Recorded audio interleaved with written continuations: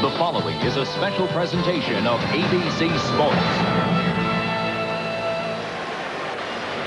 From Candlestick Park in San Francisco, California, Game 3 of the 1989 World Series. The Oakland Athletics and the San Francisco Giants, with the A's leading in the World Series 2-0. Hi again, everyone. I'm Al Michaels. At this very moment, 10 days ago, we began our telecast with an aerial view of San Francisco. Always a spectacular sight, and particularly so on that day because the cloudless sky of October 17th was ice blue, and the reflections of the late day sun sparkled like 1,000 jewels. That picture was very much a mirror of the feel and the mood that had enveloped the Bay Area and indeed most of Northern California. Their baseball teams, the Giants and the Athletics, had won pennants, and the people of this region were still basking in the afterglow of each team's success. And this great American sporting classic, the World Series, was for the time being exclusively theirs. Then, of course, that feeling of pure radiance was transformed into horror and grief and despair in 15 seconds. And now, on October 27th, like a fighter who's taken a vicious blow to the stomach and has groggily arisen, this region moves on and moves ahead. And one part of that scenario is the resumption of the World Series. No one in this ballpark tonight, no player, no vendor, no fan, no writer, no announcer, in fact, no one in this area, period, can forget the images, the column of smoke in the marina, the severed bridge, the grotesque tangle of concrete in Oakland. The pictures are embedded in our minds. And while the mourning and the agonizing and the after effects continue, in about 30 minutes, the plate umpire, Vic Voltaggio, will say play ball. And the players will play, the vendors will sell, the crowd will exhort, the announcers will announce. And for many of the 6 million people in this region, it will be like revisiting Fantasyland. But Fantasyland is where baseball comes from anyway. And maybe right about now, that's the perfect place for a 3-hour rest. Before the game tonight, you'll hear from the commissioner of baseball, the mayors of San Francisco and Oakland, and the managers of the two teams. Right now, to Gary Thorne with Fay Vincent. Thank you, Al. Commissioner, the winds of fate in the past 6 months have certainly found you. Your personal thoughts as you get set for Game 3 here tonight? Well, they're complicated thoughts. I think first of the people who've suffered the last 2 weeks. I'm sorry for them. I'm delighted, on the other hand, that baseball can be a symbol of recovery. And I guess personally, I'm just thrilled to be able to see a good ball game. As you get ready for this one, there's been so much discussion about putting the game in perspective. Your comment on that? Well, I think one of our objectives was to keep baseball in its place over this last week and a half. I think we did that. Now I think baseball belongs where it is, on the field, and we're very happy to be playing. And all the discussion also about what it might do for this area. By the sound of this crowd tonight, they are ready for the game to be played. Well, they are. That's not a surprise to me. I had every belief that they would be ready for baseball. Now I think this represents a recovery of San Francisco and the area. It's a wonderful feeling. Commissioner, thank you. Thank you, Gary. Al? Okay, Gary, there is a special ceremony about to take place. For that, let's join the PA announcer, Jeffrey Bonds. Ladies and gentlemen, at this time, we ask that you please rise for a special ceremony. 10 days ago at this time, as we prepared for Game 3 of the World Series here at Candlestick Park, a major earthquake shook Northern California, killing dozens of people and widespread destruction throughout the Bay Area. Please join together now to observe a moment of silence in memory of those who perished in this disaster.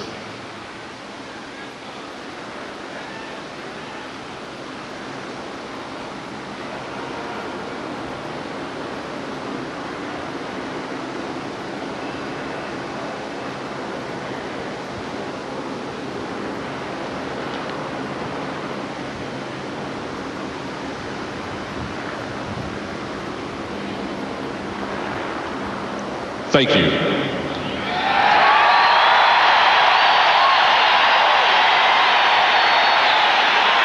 Ladies and gentlemen, Major League Baseball, the San Francisco Giants, and the Oakland A's share not only in the community's tragic sense of loss, but also in its legendary spirit of resurrection from such a catastrophe. Nowhere is the spirit embodied more than in the 1936 song San Francisco, as popularized by Jeanette MacDonald in the film of the same name about the city's recovery from the great earthquake and fire of 1906. In tribute to this undaunted vitality of Northern California, and to your own camaraderie as baseball fans, let's all turn and shake hands with those around us. Then joined with the cast of the award-winning San Francisco musical review, Beach Blanket Babylon, for a rousing rendition of San Francisco.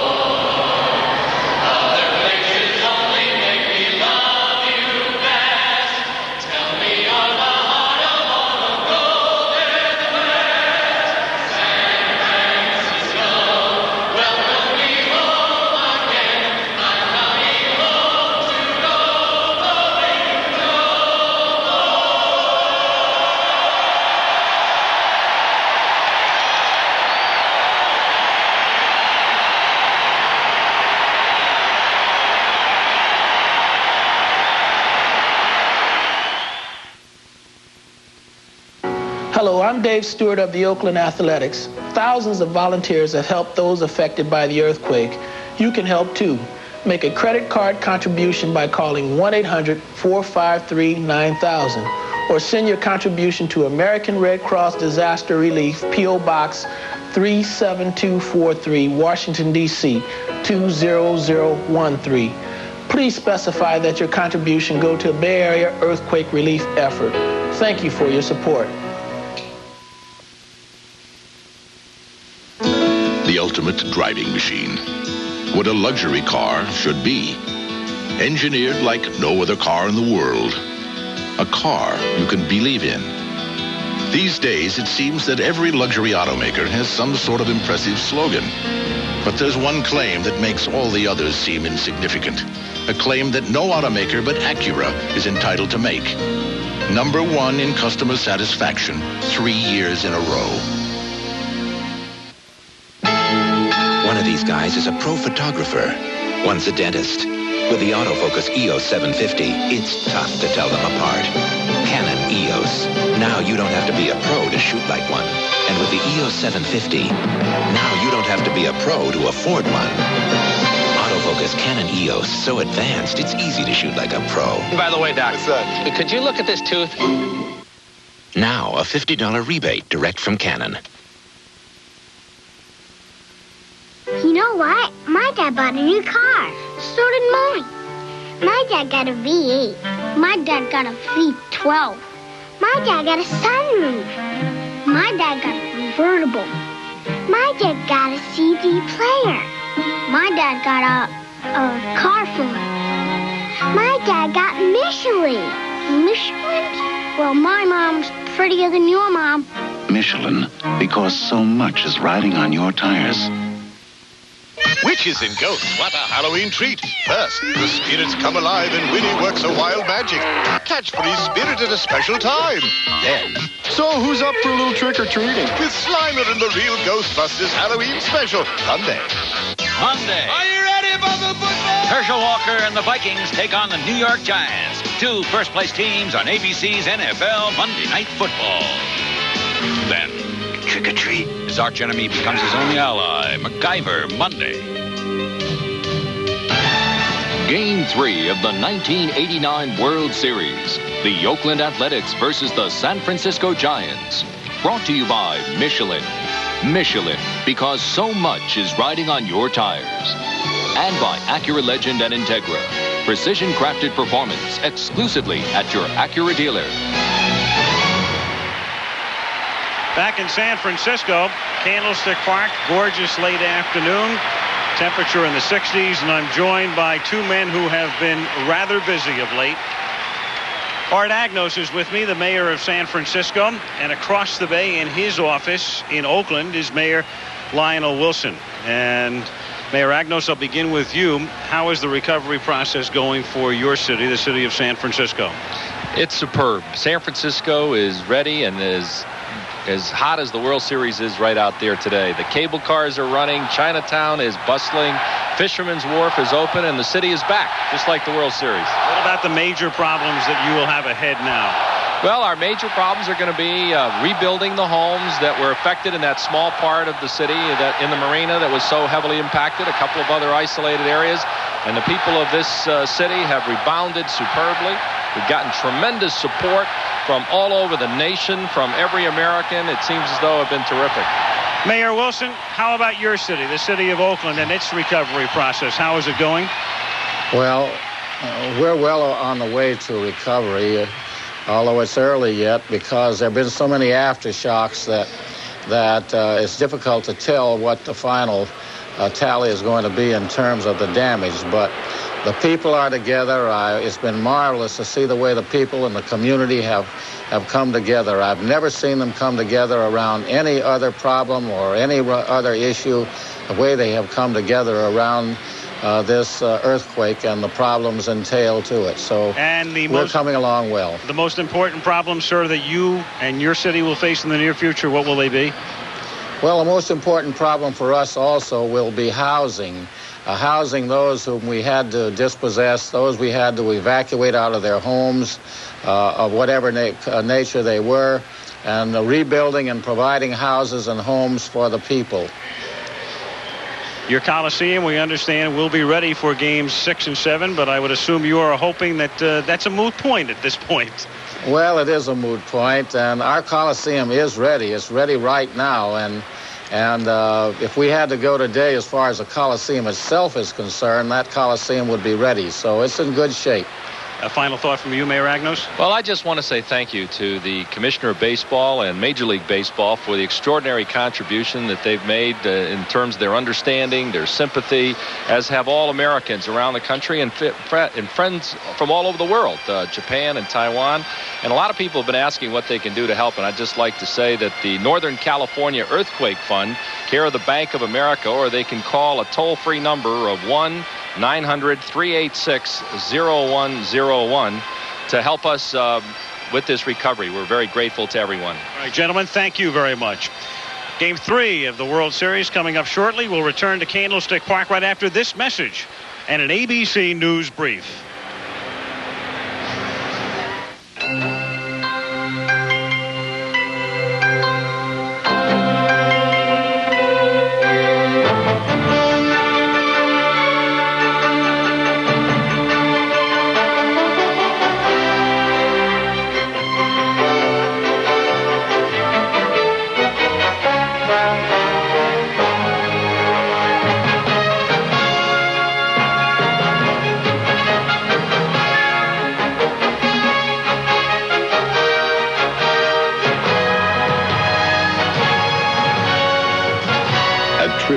Spirit of competition from MCI. Proof that commitment to excellence brings out the best. I like to wander and roam. I like to call back home. I like my MCI. I get more. I like my MCI. The product. The proving grounds. The results.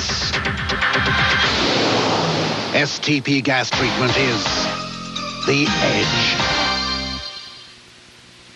Well, what'd he say? He said, Kirkwood, you're smart, you're aggressive, you're brilliant, creative, aggressive, brilliant. He said all that, did he? Well, something to that effect. Come on. What else? Stock, sign-on bonus, company car. Of course I'm gonna turn it down. The job? The car. The Legend sedan from Acura, #1 in customer satisfaction, 3 years in a row. An ABC News brief. Now from New York, Forrest Sawyer. Good evening. At the Pan American Summit in Costa Rica today, President Bush chatted with Nicaragua's leftist President Daniel Ortega. But for the most part, the two virtually ignored each other. Police put down an uprising at the Camp Hill State Prison in Pennsylvania in which 60 people were injured. San Francisco's Mayor Art Agnos says the city is now 98% back to normal. And later on Nightline, the fans at tonight's World Series game. How did the earthquake affect them? Candlestick Park in San Francisco continues to fill up for Game 3 of the World Series. Once again to the PA announcer, Jeffrey Bonds. Good evening, ladies and gentlemen, and welcome to Candlestick Park for Game 3 of the 1989 World Series. With tonight's starting lineups, here's the voice of the San Francisco Giants, Hank Greenwald. Good evening, ladies and gentlemen. Here are the starting lineups for tonight's game. First, from the American League champion Oakland A's. The manager, number 10, Tony La Russa.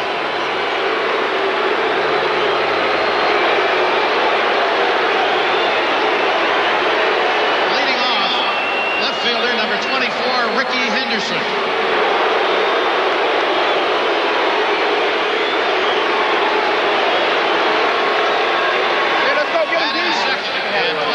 Base, number 4, Carney Lansford.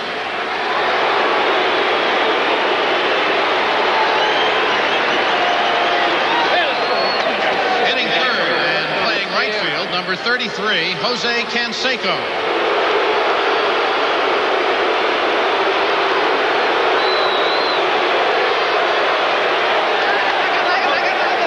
Batting cleanup, first baseman, number 25, Mark McGuire.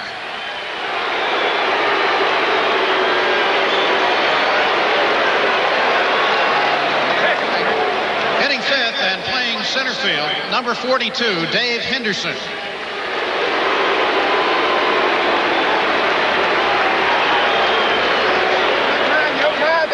Batting sixth and catching, number 36, Terry Steinbach.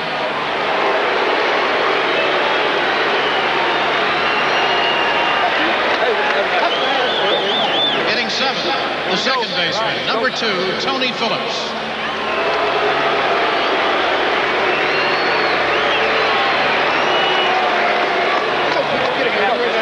Batting eighth, the shortstop, number 7, Walt Weiss.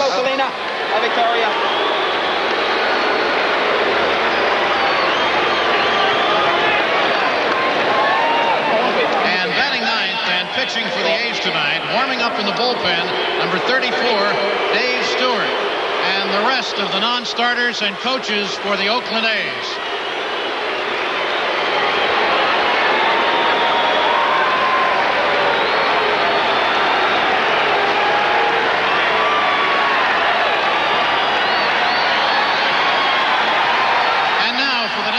Champion San Francisco Giants.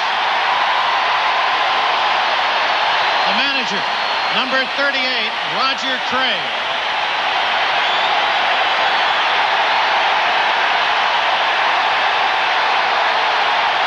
Leading off and playing center field, number 2, Brett Butler.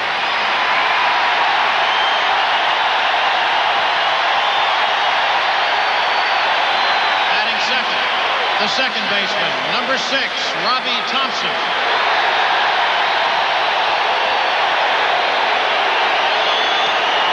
Hitting third, first baseman, number 22, Will Clark.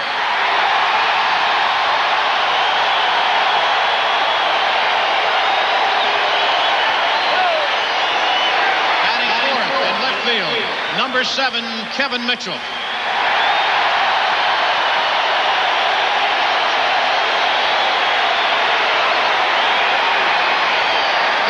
And playing third base, number 10, Ken Oberkfell.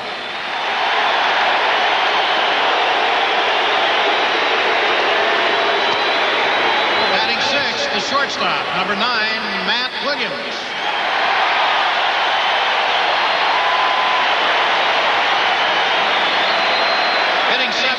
pitching, number 16, Terry Kennedy.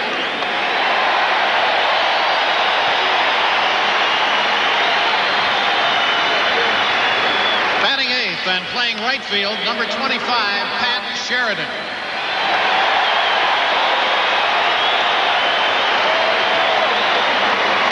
Batting ninth and pitching for the Giants tonight, warming up in the bullpen, number 50, Scott Garrelts. And the rest of the non-starters and coaches for the San Francisco Giants.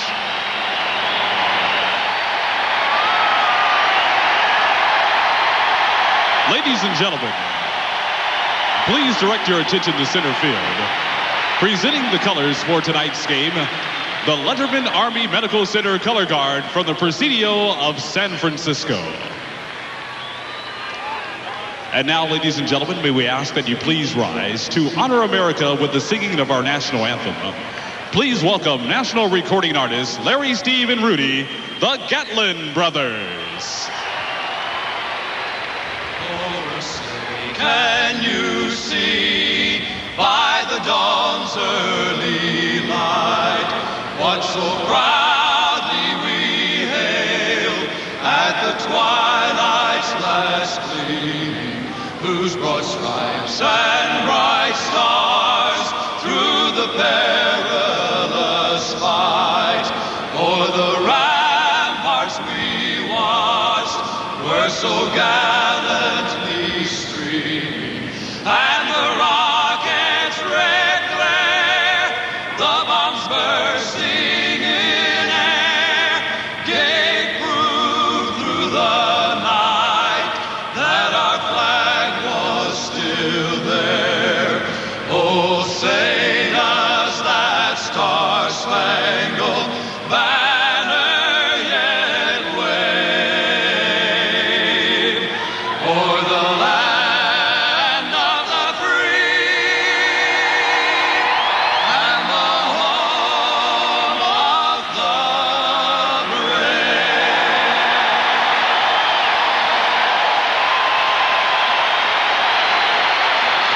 We return to Candlestick after this message courtesy of Major League Baseball and a word from our ABC stations. In 87, it was the Twins. In 88, it was the Dodgers. Who will take home the prize in 89? Whoever it is, you can capture all the excitement again and again with the official 1989 World Series home video from CBS Fox Video Sports. To order your official video, call 1-800-4ABC-VCR. That's 1-800-4ABC-VCR. Just $19.98 plus $3 each for shipping and handling. The preceding announcement was furnished by Major League Baseball. 1 week from tonight, All comedy, all the time. they're back. Hey, you can't stay off our planet. First, it's Full House. There's traffic everywhere! Then, Why is every kid's first word always mama? Not Eddie. His first word was, huh? it's Family Matters. And more funnies on Perfect Strangers. Then, the creme de la comedy of Just the 10 of Us. TGIF. It's a loony lineup next Friday. Don't miss it. Mr. Ian McKenzie. I'm Angus McKenzie. Ian's moved down the road. Today, with service to 175 countries, Oh, you've been wanting you now, Mr. Mackenzie. UPS delivers to nearly 4 billion people, Also for McKenzie. including the extraordinary concentration of Mackenzies along the northeast coast of Scotland. Mr. Ian Alistair McKenzie. No trouble finding me, did you, lad? No trouble at all. UPS, we run the tightest ship in the shipping business. Everyone has a point of view on why Ford's been so successful. The Taurus. Ford gave the Taurus all this style and all these doors. Really helps if you have little kids or big clients. And as good as it looks, this car won't take you to the cleaners. Unless, of course, you want to go there.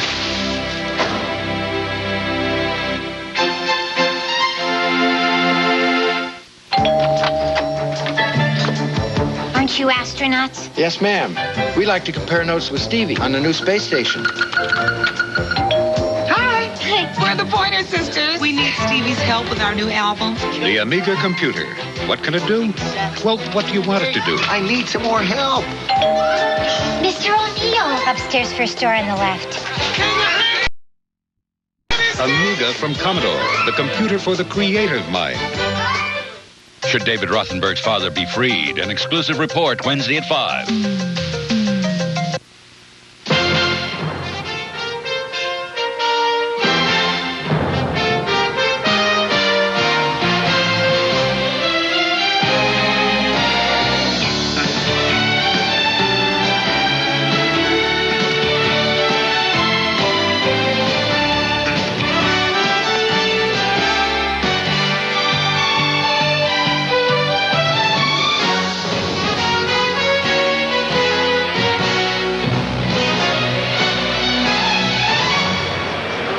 In the Bay Area, October, normally the best month, and a classic example today at about 25 past 5 on this Friday afternoon. It's gorgeous in the Bay Area. Temperature in the low 60s in San Francisco. Candlestick Park is filling up. 60,000 or so will look on tonight as we get set for the resumption of the 1989 World Series, as the American League champion Oakland A's take on the National League champion San Francisco Giants. The A's leading in the series 2-0.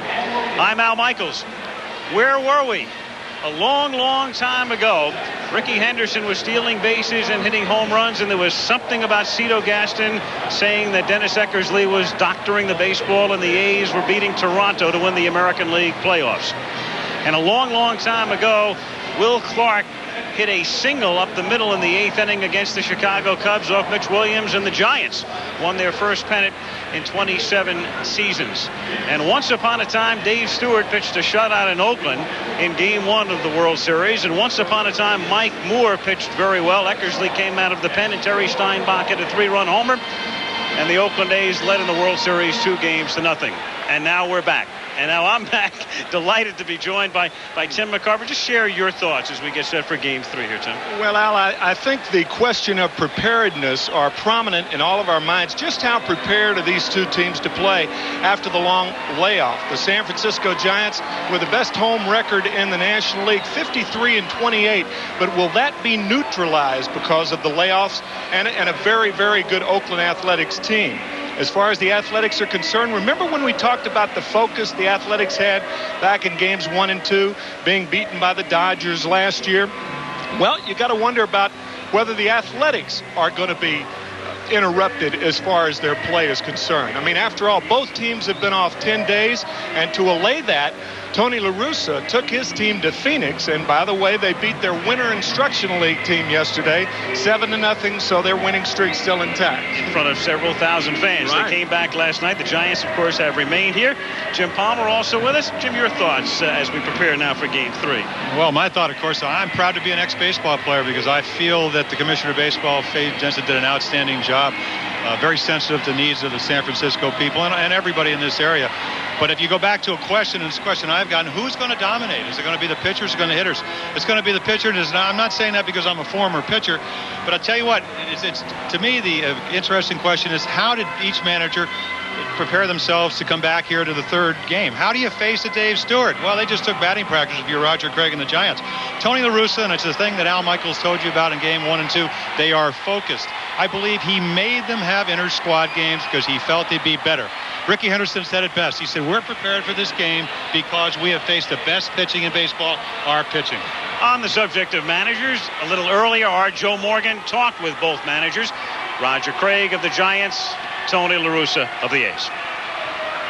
Tony, you and Roger have had to deal with some circumstances unparalleled in the history of the World Series. You dealt with yours by taking your team to Phoenix. Was the weather a consideration, or you just thought you had to do something different?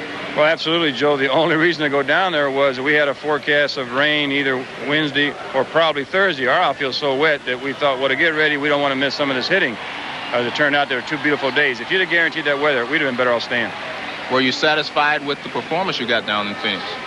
Well, we worked out fine. We got the work in. I don't think anybody could have predicted that we'd have had the crowds down there. It just showed us that I think people are very excited about baseball and are happy to see us playing it. No batting practice today? Well, we're going to slip in a little bit here at the end. It's a real tough time coming across San Mateo, but some way, somehow, we'll be ready for whatever Roger has in store for us. Roger, you went about yours differently. You kept the Giants here, played a few practice games, but then you stopped that.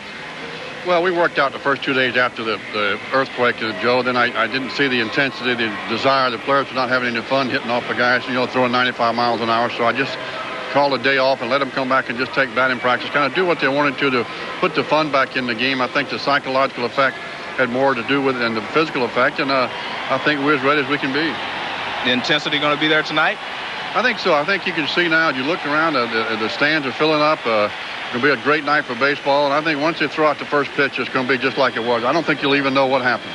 I think it'll be a good game. Let's have a good ball game. Looking forward to it.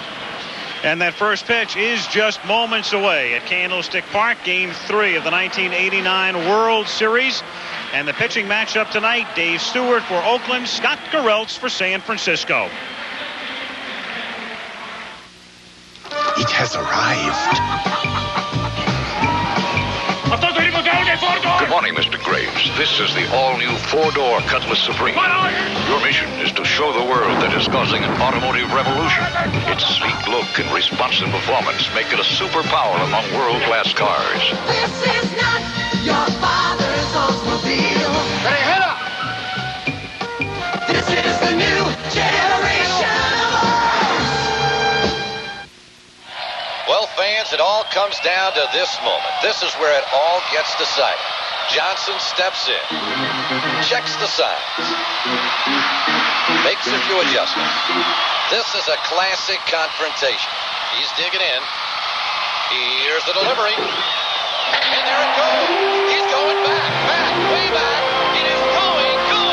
It is gone. Pepsi, a generation ahead. The ball game's over.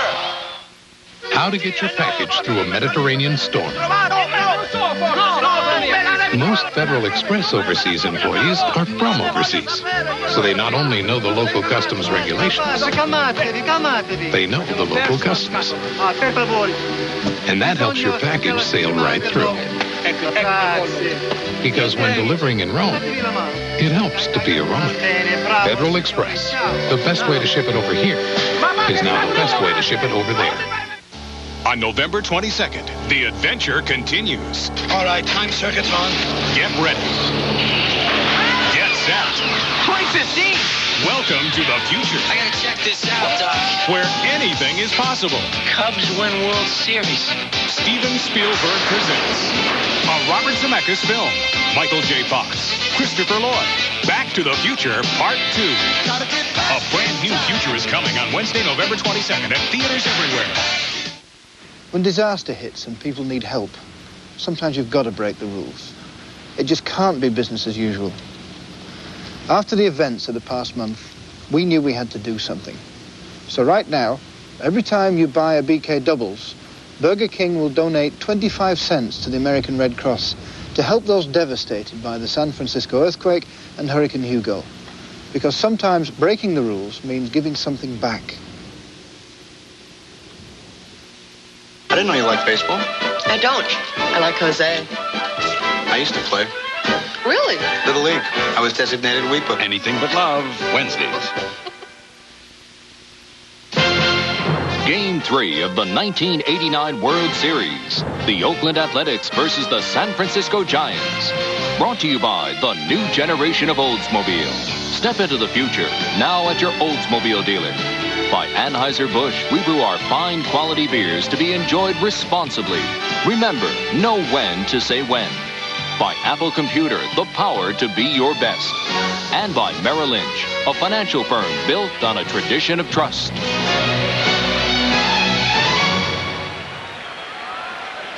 Ladies and gentlemen, may we direct your attention to the pitcher's mound for a very special ceremony. In the aftermath of last week's earthquake, thousands of public servants and volunteers from scores of local and regional agencies, along with hundreds of ordinary citizens, performed heroically in the rescue and recovery efforts throughout the Bay Area. In recognition of these efforts, these 12 individuals are with us this evening to represent their organizations and to symbolize their countless co-workers and neighbors who also gave unselfishly in this dark hour.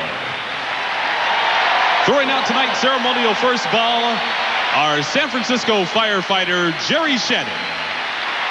The medical director of Oakland Highlands Hospital, Dr. Floyd Hugh. Pacific Gas and Electric Company gas serviceman, Dave Lopez. San Francisco police officer, Alvin Wong. Caltrans Associate Bridge Engineer, Steve Whipple. California Conservation Corps San Francisco Branch Volunteer, Juan Mancada. Oakland Fire Department Captain, Ron Carter. Santa Cruz County Red Cross Chapter Chairwoman, Corey Livingston. Pacific Bell District Manager, John Artez. Santa Cruz Area Salvation Army Volunteer, Shelley Cruz. California Highway Patrol Lieutenant Clifford Gray. And San Francisco Deputy Sheriff, Terry Tussey.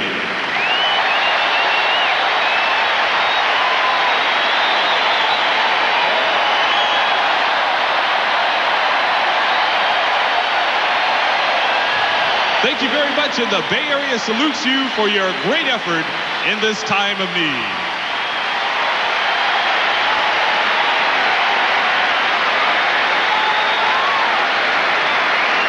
An unforgettable moment at Candlestick Park in San Francisco, where this crowd, and if you were with us during the introduction of the starting lineups, naturally the Giants, this being their home park, the crowd very much into it.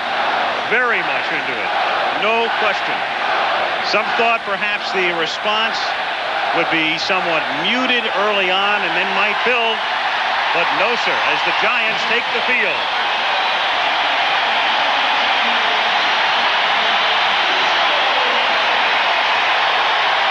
Really, the bonding and the banding together of the entire region.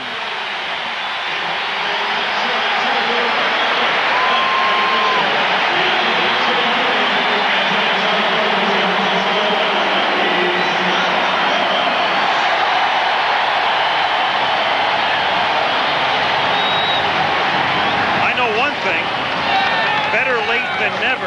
Never felt better.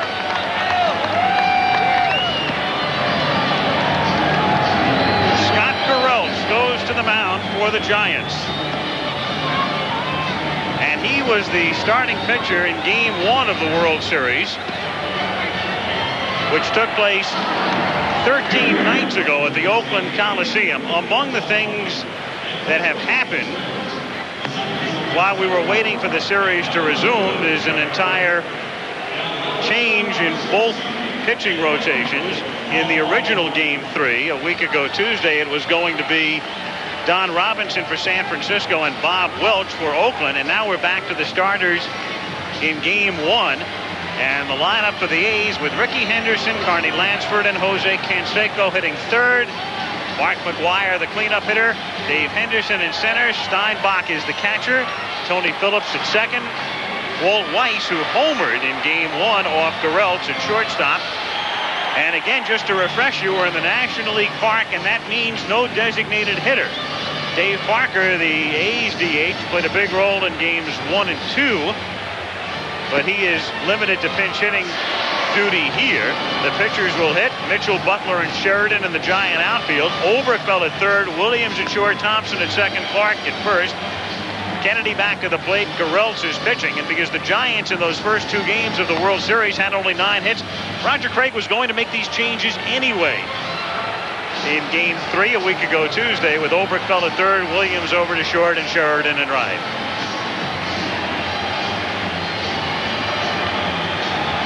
Ricky Henderson has been, throughout the postseason, dominating. Most valuable player in the American League Championship Series. He is 5 for 8, the entire San Francisco team with 9 hits among them. And Ricky Henderson has 5 as the leadoff batter for the Oakland Athletics. And strangely, even though he is 5 for 8, he has been much quieter in the World Series than he was against Toronto, and he dominated. So here we go. Several days later, Game 3 of the World Series is underway with a strike. And you know that baseball is back when Henderson looks back at Voltaggio on the very first pitch of the game and questions the call. The delay didn't change that, did it? No. Breaking pitch away in the count, 1 ball and 1 strike.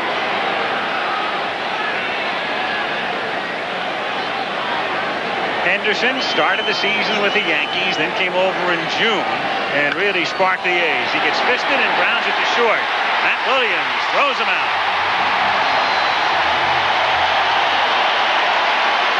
So Garrelts, as he was unable to do,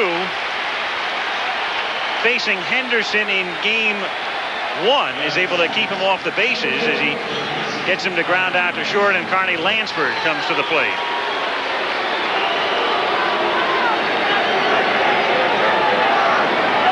There you saw how Williams just nursed the ball over to Clark at first. He's the youngest player in the World Series. That's lined into center field for a base hit. So Lansford picks up his 3rd hit of the World Series, a 1-out single here in the first inning. Carney has good speed. He stole 37 bases this season, but he was not really a base-stealing threat in the first 2 games of the series because of a pulled hamstring. All 3 of his hits have come as in the first time at bat. That's his 3rd hit in the series, all during his first time at bat. But my point about Williams, he nursed that throw to first base. That's usually what happens until the players get the butterflies out. Jose Canseco at the plate, takes inside, ball 1.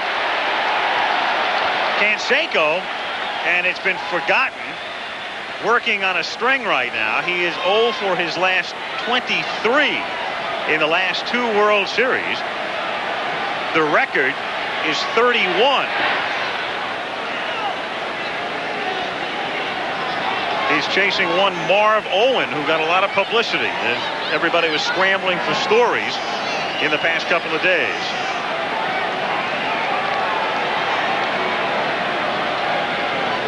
And again, it's up and in. 2-0, and Canseco, after taking 2 pitches inside, and of all things, Jose begins to go toward the mound. Some of the players exit the dugout, but it will stop right there, and La Russa comes out to talk to Voltaggio. You know, that's just misdirected passion right there. I mean, there's no way that Scott Garrelts is throwing at Canseco under these, of all circumstances, under these circumstances. That is very close, however, and the book on Canseco is you've got to pitch him inside. Well, you can see how close it is, and of course, Garrelts, who had some problems with his mechanical workings of his windup in the first game, having it again. So the spirit of unbound love in this region, which had even extended to these 2 teams, at least as far as the teams are concerned, lasts about 3 minutes. The 2-0 pitch is on the inside corner, and the count is 2-1. Now, you wondered if they were going to have any intensity, and you already see right there, especially a guy struggling.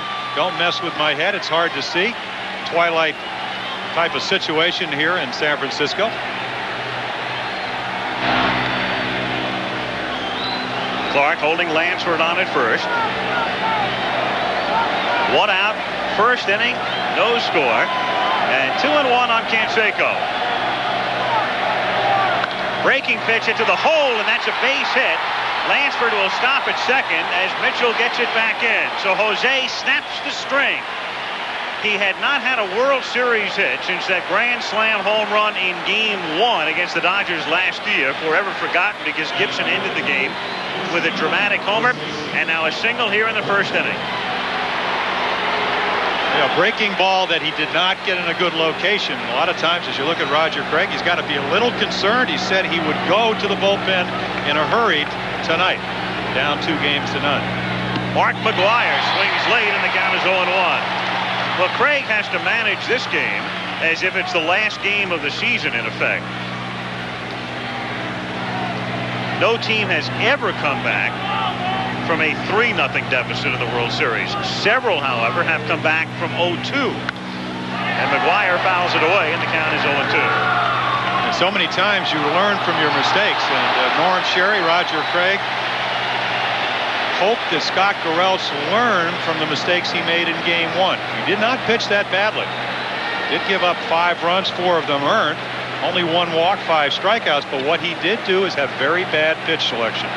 Did not throw the proper pitches to the proper hitters. Lansford at second, Canseco at first. 1 out. And the runners go as it's grounded to the hole. Williams up with it. One-handed throws to first for the out.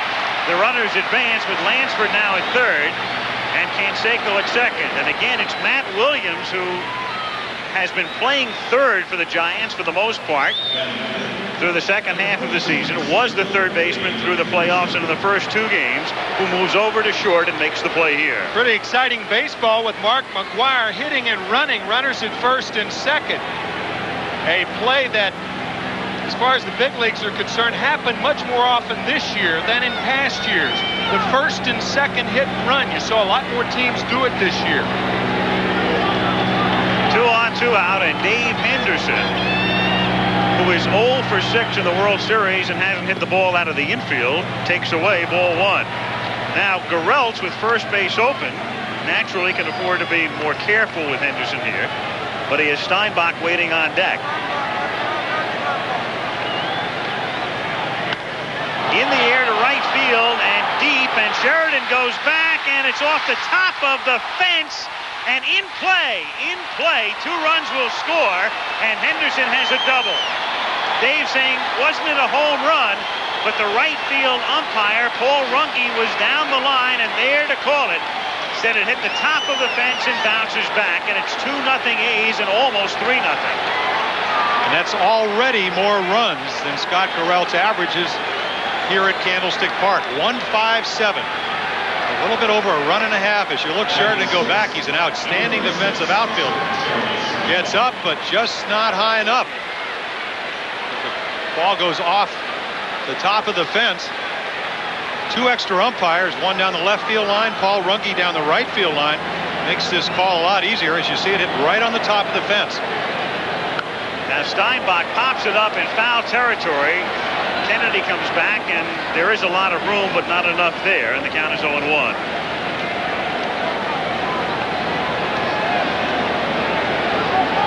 We talked about a better offensive lineup, but you're also talking normally about a better defensive outfielder.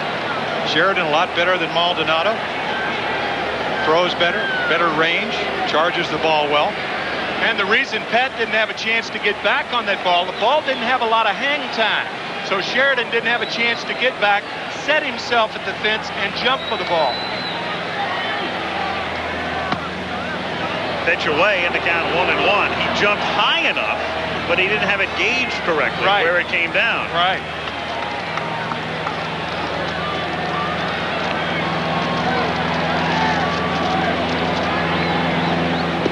Breaking pitch away. Vertically, Sheridan was okay. Horizontally is where the problem existed.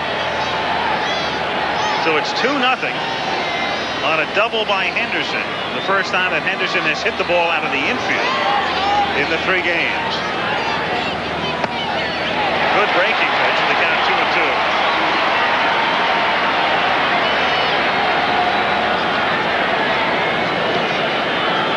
The A's in the World Series, winning Game 1 back of Dave Stewart 5-0, winning Game 2 by a score of 5-1.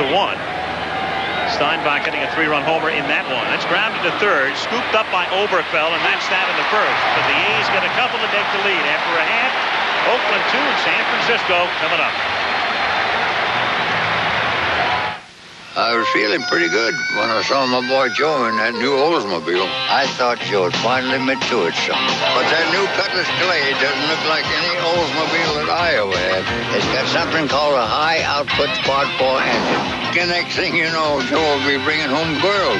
This is not your father's Oldsmobile. This is a new generation of Olds. Now get up to a $1,600 cash bonus on a 1990 Cutlass Calais. See your Olds dealer today. 50, 60, 70% off. Ooh, sale. Lowest price of the year. Who's kidding who? That's a lot of hype. And people just don't believe it anymore. Now, Sears has the right idea. They lowered prices throughout the store so I can get great prices all the time. And when Sears has a sale or a special price, it's something you don't want to miss. Not like some stores. So I'm not going for the hype. I'm going to Sears. Mr. Ian McKenzie. I'm Angus McKenzie. Ian's moved down the road. Today, with service to 175 countries, Oh, you've been wanting Ian Alistair McKenzie. UPS delivers to nearly 4 billion people, Also for McKenzie. including the extraordinary concentration of Mackenzies along the northeast coast of Scotland. Mr. Ian Alistair McKenzie. No trouble finding me, did you, lad? No trouble at all. UPS, we run the tightest ship in the shipping business. Yo! This is Mars Blackman, and this is my main man, Michael Jordan. And this is a pair of tight Air Jordans from Nike. This is something you can buy. And this is a patented, vicious, high-flying, 360 slam dunk. This is something you cannot do. Let me repeat myself. This you can buy. You cannot do this. Can.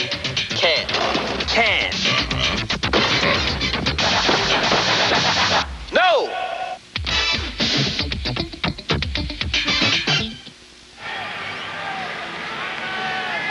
Candlestick Park in San Francisco in the twilight. Gorgeous day in the Bay Area. The A's scoring 2 runs in the top of the first, and now their ace going to the mound, Dave Stewart.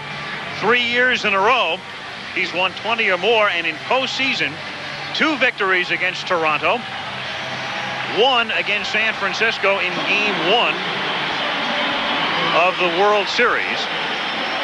And he will be facing the Giants tonight with a revamped lineup, a different one than he saw in Game 1, in the sense that Oberkfell is in the lineup and Sheridan is in the lineup, and then Williams drops down to the number 6 spot from number 5.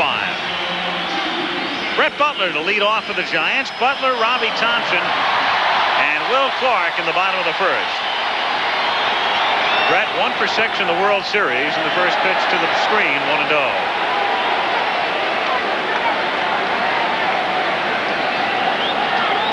Sheridan jumping high enough, but missing the drive off Henderson's bat, and it's 2-0. And the count is 2-0. Butler, Thompson, and Clark in the bottom of the first. Dave Stewart working for the first time since a week ago Saturday. Throws a strike in the count, 2-1. And how they tried to get him ready for this game is to have a simulated game a week ago Thursday. That would have put him right on target for Tuesday's game.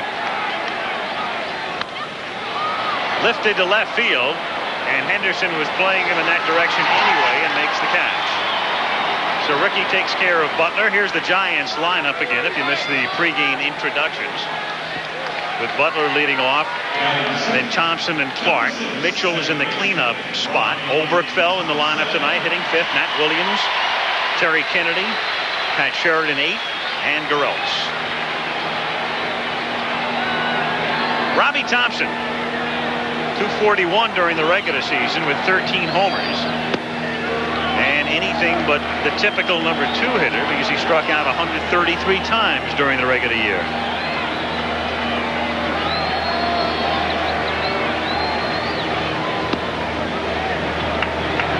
1-1. I think it's only fair to note that he did have some shoulder problems that bothered him the second half of the season. In fact, got a cortisone shot 2 days ago. Very gingerly taking both throwing and hitting practice yesterday.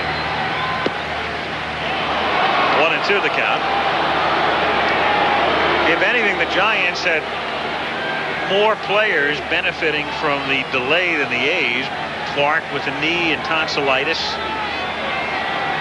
Thompson, Mitchell's wrist, and Robbie Thompson gone on strikes. Here's the split forkball, your preference, and down goes Thompson. Well, they call it a forkball in Oakland, split finger fastball in San Francisco. I tell you, 18 miles apart, pitch still does the difference. The same thing, just goes down. You can't pick up the spin.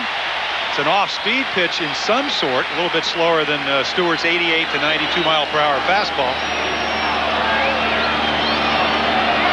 18 miles via the San Mateo Bridge. 8 miles if you're a bird. In the air, down the line, curling foul, and Lansford giving chase and sliding and unable to backhand it. As in Oakland, plenty of room here in foul territory. It tapers off down the line, and Carney comes up checking his wrist.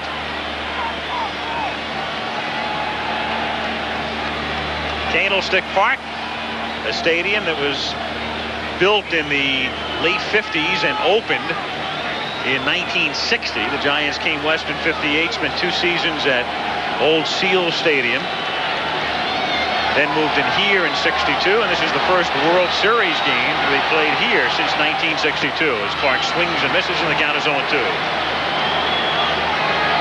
Yeah, Will said that basically the pattern that Stewart had with him, nobody on base, saw a lot of fastballs, somebody on base, split-fingered fastballs. Still 0-2. Excuse me, Al, but Timmy, you know, of course, you're a former hitter, 4 decades. Pitcher will change. I mean, that's part of the baseball. You have to change as a hitter. Stewart, of course, may change tonight. They both watched the films. I don't know whether Stewart's inclined to change as much. He threw a shutout his last time up. And one of the few people who did give him a problem that night was Clark with a single and a double. He had 2 of the 4 hits. And the other time popped up and lined out. So 3 out of 4 times. He had to be happy not with the result of the game, but his at-bats. Yeah, remarkably, Dave Stewart winning 20 for the 3rd year in a row. His first shutout of the season this year. And Clark gone on strikes. So after the A's get 2 in the top of the inning, the Giants are gone in order. End of 1 in game 3. Do I look okay? Yeah, you look great. Don't worry. He's thinking about you.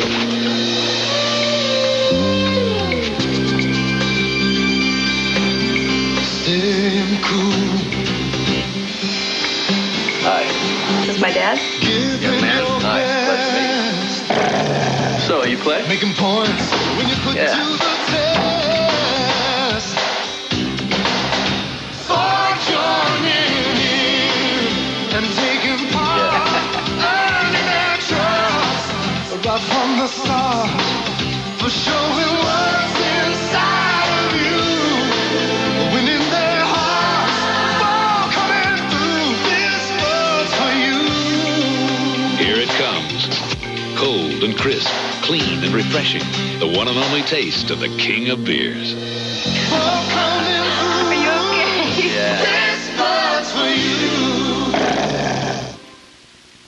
You don't have to go to Harvard to learn beef is nutrient dense. We're talking protein, iron, B12, and zinc. I didn't go to Harvard.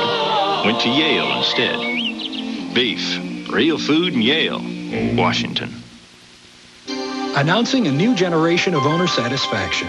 We're so sure you'll love your new Oldsmobile, we'll let you return it within 30 days or 1,500 miles if you don't. Who else does that? Unlike some warranties, Oldsmobiles covers just one part. This is the part. Oldsmobile now offers roadside assistance around the clock, even in places where there aren't any clocks. The Oldsmobile Edge, there's nothing else like it. When lunch and a day at the park are too much for Tommy Lasorda, he reaches for Rolaids. Nothing works better for acid indigestion. And why should heartburn take the fun out of the game? Relief. You know how to spell it. An ABC News exclusive reveals how a Soviet spy ring stole U.S. military secrets for 20 years. Watch Peter Jennings on ABC's World News tonight, Monday. Still a spectacular sight. Boy, you can only ponder. It's amazing. You look at it from the blimp. It's standing, folks. It sure is. There it is in all its regal splendor. The city of San Francisco. Cosmetically looking beautiful, as always. But, of course, we all know about the deep, deep scars. World Series, Game 3, 2nd inning. Tony Phillips, the batter, check swing foul at the plate, evening the count at 1-1. Phillips, Walt Weiss, and then Dave Stewart. Tony, switch hitter, and a most valuable Oakland A. It's such a high-profile team. He's one of those kind of lost in the publicity shuffle, but not in the mind of Tony La Russa. 2-1. The only positions Phillips didn't play this year, he didn't catch, he didn't pitch, and he didn't play center field. But he played the other 6. terrific athlete. Some think he is the best athlete, pure athlete, on the Oakland Ball Club. 2-2 the count. Spectacular sight. Looking north. Into your shot. For the moment came the Bay Bridge.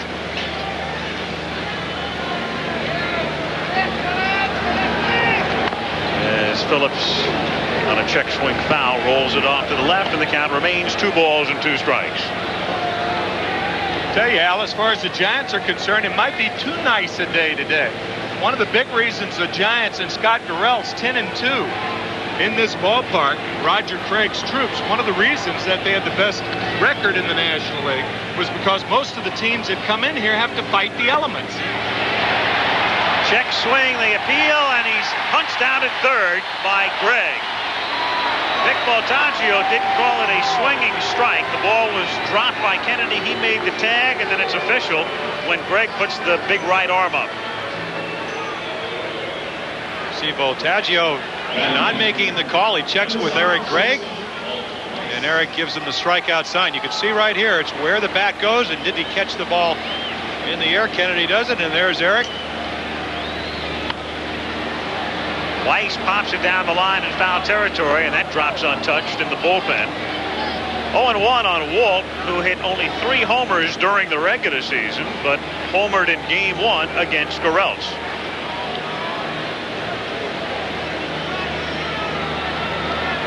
Weiss with knee surgery missed about half the season. Last year's Rookie of the Year in the American League. 1-1. And the home run came on a split-fingered fastball, same pitch that just struck out Tony Phillips. It was not a good pitch in Game 1 for Scott Garrelts because he didn't have command of it. To center field.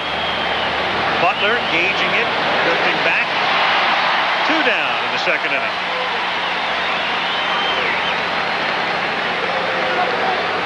Two out, bases empty. The A's are ahead 2-0. And Dave Stewart will come up, obviously, for the first time this season, even though Stewart, in parts of 6 seasons in the National League, hit 196.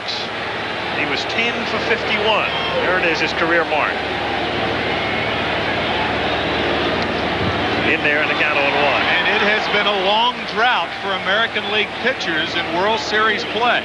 0 for their last 67, dating back to 1979 when Tim Stoddard, teammate of yours, Jim. Yeah, you know what happened that day? The Orioles were staging a rally, coming from behind as a game they won. I was on the bench. So anyway, Stoddard, as you look at Dave Park, he couldn't even get anybody else in there. He let Stoddard hit. He got a base hit. A's gone in order, to the amusement of even Parker. Contact first made news in 1961. In 1976, the news was 2 Sudafed. Today, there's new Co-Advil. Co-Advil has what no other cold product has. The pain reliever in Advil plus a proven decongestant. A combination never available before in just 1 tablet. Co-Advil is so effective it can relieve nasal congestion, sinus pressure, and the aches and pains of your cold, all without drowsiness. Read label before using. New Co-Advil. Advanced formula for cold and sinus relief. New Britain, Connecticut is 119 miles from New York City. It only seems farther than that.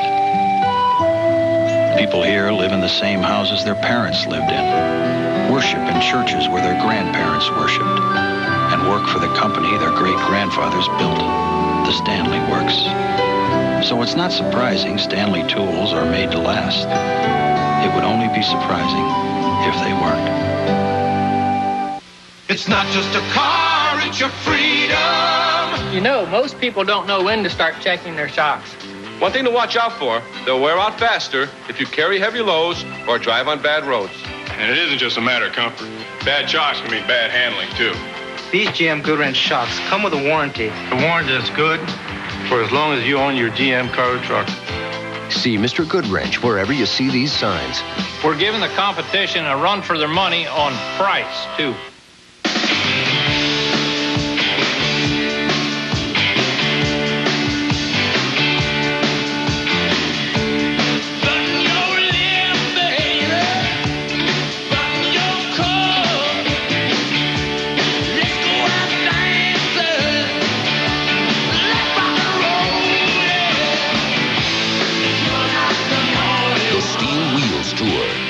you by the King of Beers.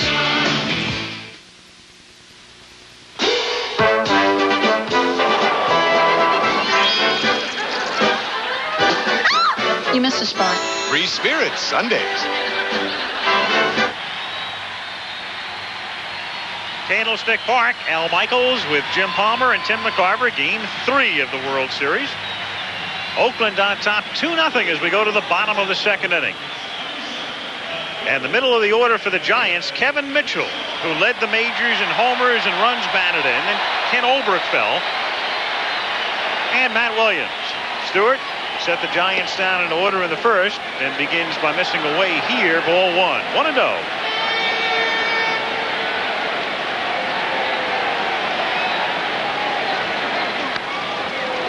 Mitchell 3 for 8 in the World Series.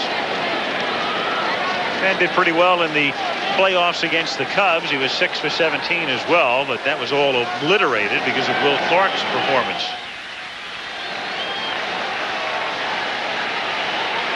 Obliterated in the minds of fans. 1 ball, 2 strikes the count.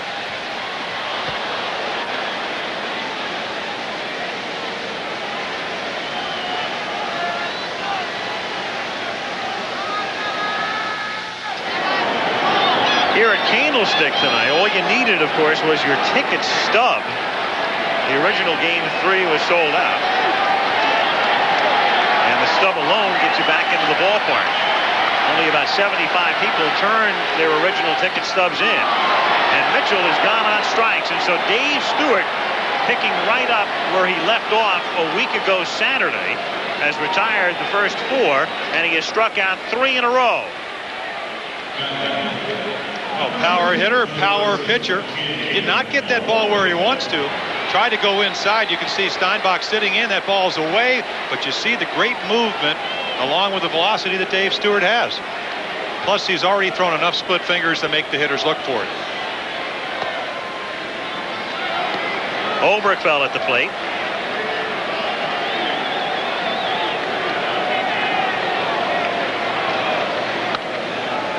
Oberkfell picked up from Pittsburgh in May, a most valuable Giant coming off the bench this year. He was a regular, you'll recall, with St. Louis and Atlanta. Then he went to Pittsburgh and then to San Francisco. And back in the lineup as Craig tries to find some punch. Giants limited in this World Series to 9 hits in now 19 in the third innings.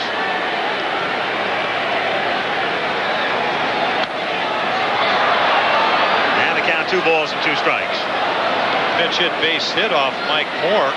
Just slapped it into left field in Game 2. Likes to describe himself, Ken does, as a patient hitter. And he said, that's what I'm going to try to do off Dave Stewart. Not swing at the split finger until I have to. I got to do it with 2 strikes.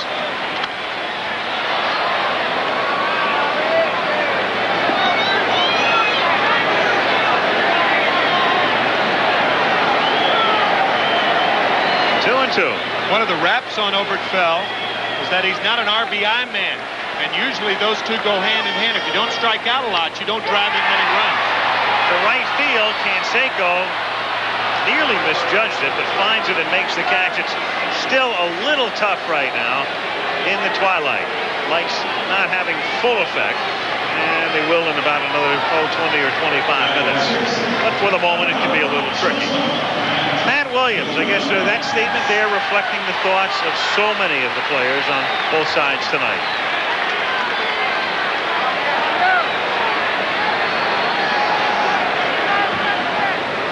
One and 0 the count. Williams expressing his thoughts. Boy, you find out a lot about these players in times like this. Dave Stewart in particular. I mean, every time you saw Dave Stewart interviewed before this tragedy, it was always in regard to baseball. And you knew that he was an articulate man and an intelligent man, but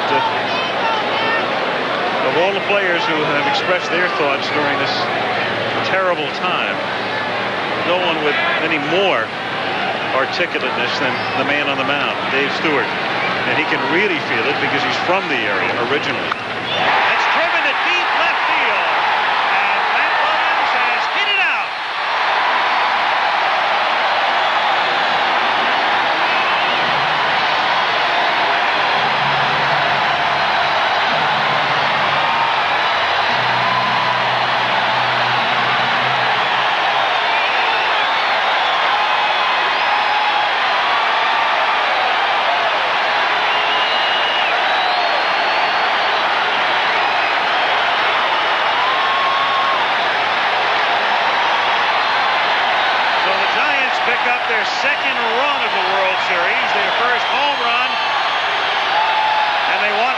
back out.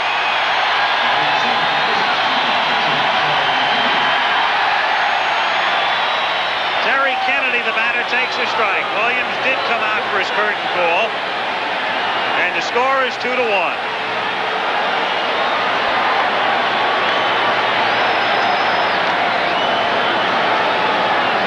0-2 the count. 18 home runs during the regular season for the Giants. He had 26 in Phoenix. Gives him 44 and 3 in postseason play. And Kennedy gone on 3 pitches. So Stewart comes back to strike out his 4th Giant, but San Francisco gets a run. Hello, I'm Keith Jackson. College football doubleheader here on ABC Sports Saturday begins with Indiana at Michigan. Wolverines trying to stay atop the Big Ten chase, followed by Washington at UCLA or Ohio State at Minnesota. Check the local listings for the game in your area here on ABC Sports.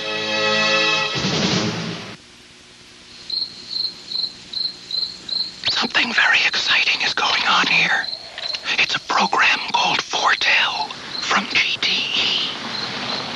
It's a computer network that allows us to test your phone lines, look for problems, and fix them without ever disturbing you. You see, at GTE, it's not just communications we offer, it's solutions.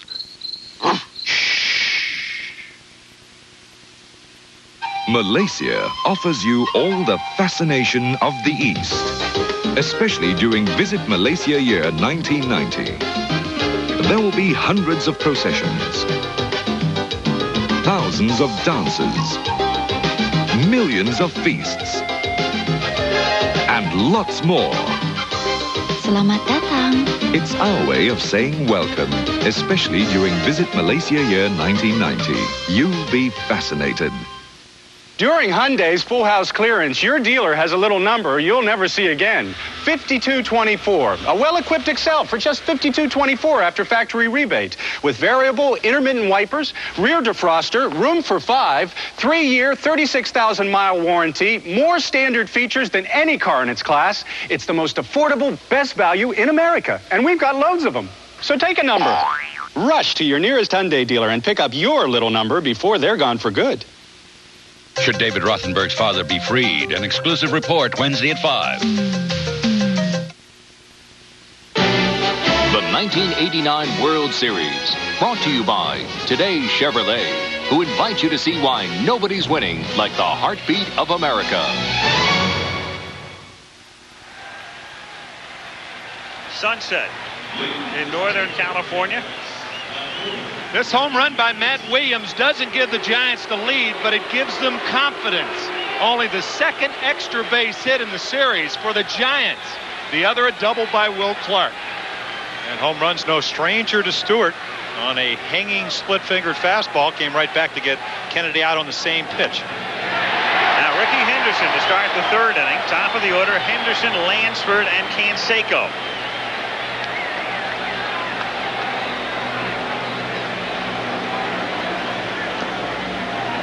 One and one to count. Stu, I guess forever destined to finish 2nd or 3rd in the Cy Young balloting. It's going to happen again this year, probably. Oh, yeah, a lot of people wonder how you can be baseball's most consistent player or pitcher over the last 3 years and not win a Cy Young award. Well, it's simple. Just have 3 superlative years, and then somebody each year has a little bit better. 87, it was Clemens. 20-9 with a lower ERA. In 88, it was Viola, and this year, Brett Saberhagen.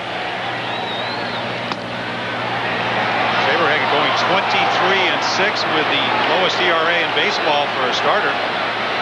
It's 2.16, just a little bit lower than Scott Garrelts, who led the National League with a 2.22. 3-1 pitch is fouled off, and the count 3-2 on Henderson.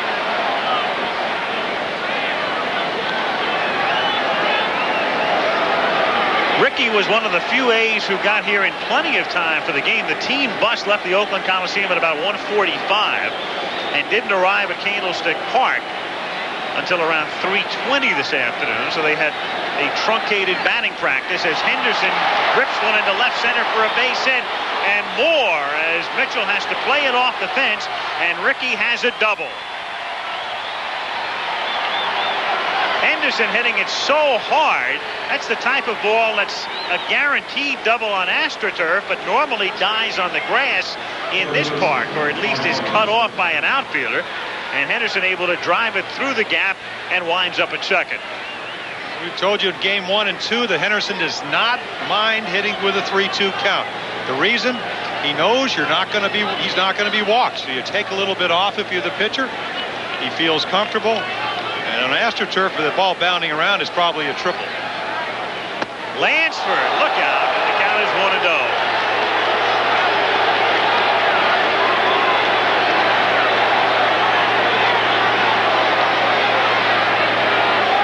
Lansford trying to go the other way. He has right field on his mind, so therefore he's ducking out over the plate. That's the second close pitch thrown by Scott Garrelts. The other one, of course, to Jose Canseco in the first inning. But that pitch looked more inside than it really was because Lansford is trying to hit the ball the other way. Which he does there and strokes it foul. The count 1 ball and 1 strike. A great right field hitter. Reminds me of a great former Oakland A, Joe Rudy. Similar batting style. Rudy with more power. Lansford had a terrific year, hitting .336. Only 2 home runs, so he hits the inside out of the ball. This is a perfect situation for him. 1-1. Williams ducking in back of Henderson to keep him close to second. The pitch is inside. When Henderson's at second, you have to pay attention to him, much as you do at first base, obviously, because Ricky, if you give him a decent lead, and sometimes even if you don't, he'll take off. Well taken point. You got to make him stop, and he does not need a big lead to steal. And again, Lansford's fighting it off, trying to go the other way with it, and the count 2 balls and 2 strikes. Roger Craig, Bob Lillis. Lansford again trying to go the other way. That's why Henderson isn't going to steal with nobody out. He's less likely to steal with none out than he is with 1 out. Because with nobody out, Lansford may push him to third, and for that reason, you don't need to steal third base.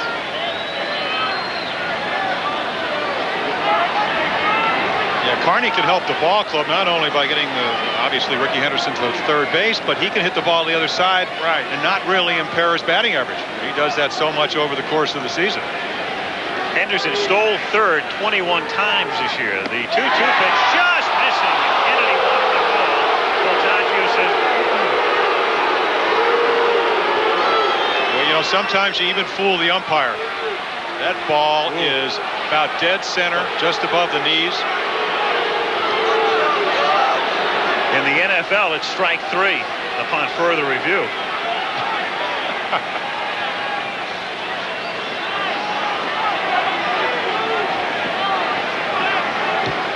Henderson at second, nobody out. Third inning, 2-1, Oakland. 3-2 to Lansford, got him.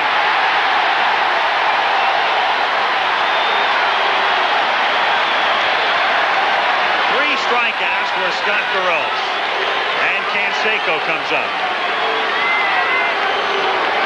Well, an umpire will tell you he'll never, ever evens it up. Ball looked close enough to call, and it was. Of course, I tell you what, you go back to that first pitch, Tim, that ball way up and in, it will make you freeze on the breaking ball. There goes Henderson. Canseco takes a strike. The throw not in time. Good jump. Ricky steals third. So with 1 out, he goes. With nobody out, giving Lansford a chance to hit the ball. But there it is, a perfect illustration of what he normally does. It's just intelligent team play. Henderson giving Lansford a chance to get him over, and he took things into his own hands, or into his own feet, really. Giants compelled now to play the infield in, and the count on Canseco is 1-1. He's in there. The only time that Henderson has been thrown out, he was thrown out by Kennedy at third base in the 6th inning of Game 2. That's Ricky's second steal of the series and his 10th in postseason. And tying the record set by Davey Lopes in 1981. 1-2 on Canseco.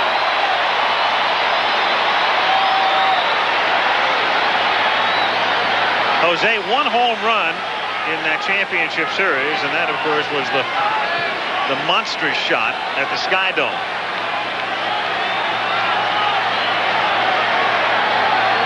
Fastball is a little squibber to third. Overkill able to check the runner, and they're going to say now a foul ball or not. Canseco is saying a foul ball, but the umpire, Voltaggio, is saying no, sir. And, of course, the Nippy Jones stories will now come out. What about the shoe polish? And La Russa will go to Voltaggio and say, let's check with the first base umpire, Dutch Renner. The one problem is the Oakland Athletics have white shoes and the baseball's white. That's right.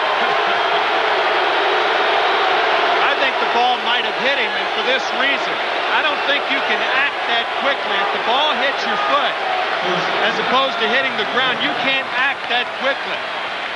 Talking about the NFL instant replay. That ball hit his foot. That ball came right off his foot. Meanwhile, that one hits Garrelts, who is able to recover, and a soft toss to Clark to take care of McGuire. And they check out Garrelts, who really took a shot. A bullet back through the middle as he comes staggering off the mound. But the A's are gone, leaving Henderson at third in the third.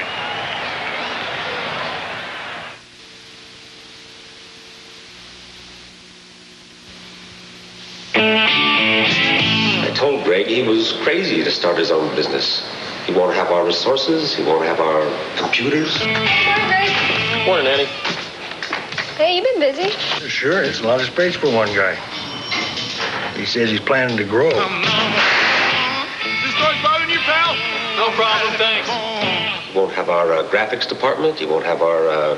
He won't have our bureaucracy. I heard Greg Clancy went independent. I wish I had his guts. I'm having lots of fun. Ain't no hide gun. I'm the boss man. This proposal is impressive. Who are these guys anyway? Greg's a creative guy. Clancy's just a bean counter. I'm the CEO. Macintosh has the power to make you independent. The power to be your best. How come you got so much space?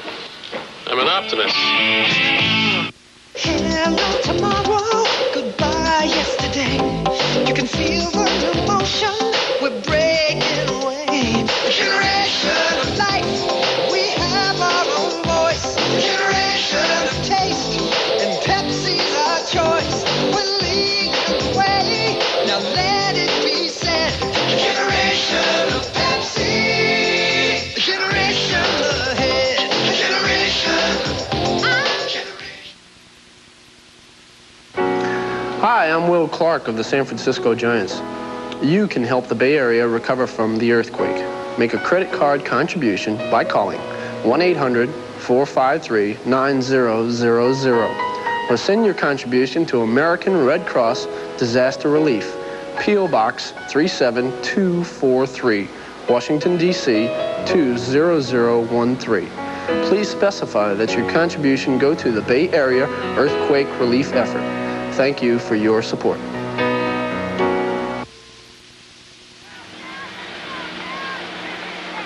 Candlestick Park in San Francisco as we go to the bottom of the third inning. Another look now at the Canseco play here, Tim. This is very, very close, and if an umpire can't tell, it appears to have hit his foot. If an umpire can't tell, you've got to go by the reaction of the hitter. Now, see, that ball appears to hit Canseco's foot, but his reaction was more telling than that instant replay because he stopped. Your natural inclination when you hit a ball on the ground that didn't hit your foot, you run to first. But because he stopped, I think that was the best indication of all. Pat Sheridan leads off the bottom of the third by hitting a soft bouncer down to Phillips, and he's gone. So one away here in the bottom of the third inning, and the batter will be Scott Garrelts. Yeah, you're exactly right. And it's a case of you know it's off your foot or it's hit your foot, so you figure, well, everybody else knows. Right. And you can't think that quickly. A more telling sign of you trying to get away with something would be to run 3 steps toward first and then stop. Then it's a different story. Here's Garrelts. I mentioned Nippy Jones. You go back to 57, the Braves and the Yankees, and one of the key plays in that. Jones hit by a pitch, and it was only determined that he was hit by a pitch when they discovered the shoe polish on the ball. 1-1. Good thing he used his kiwi that day, huh? That is Alcatraz, the island sitting out in the middle of San Francisco Bay. Marin County in the background, and the great city of San Francisco in the foreground as Garrelts fouls it away, and they count 1-2.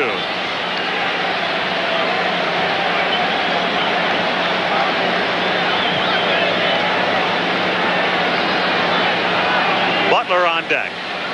Garrelts this season with 2 triples, including one which ended up with him on the disabled list, and down he goes on strikes.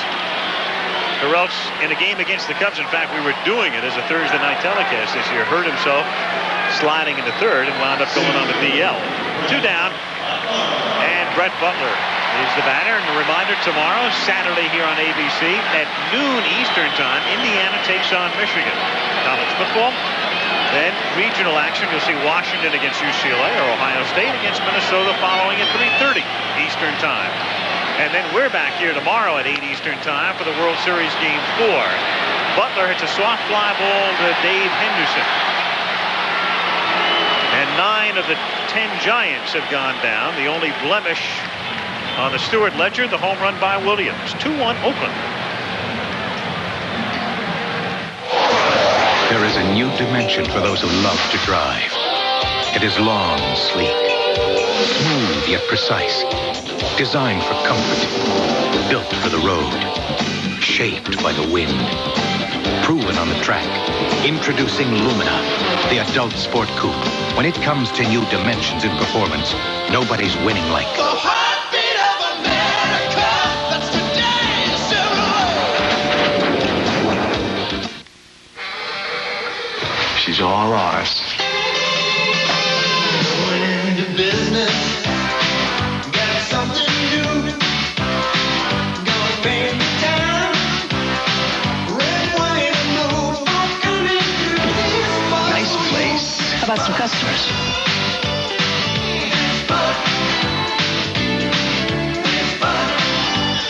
Ladies' night. Great place, guys. Who did your decorating? I'm ready for one thing when I drive. Everything. Bad weather, bad drivers. I guess that's why we've got Michelins.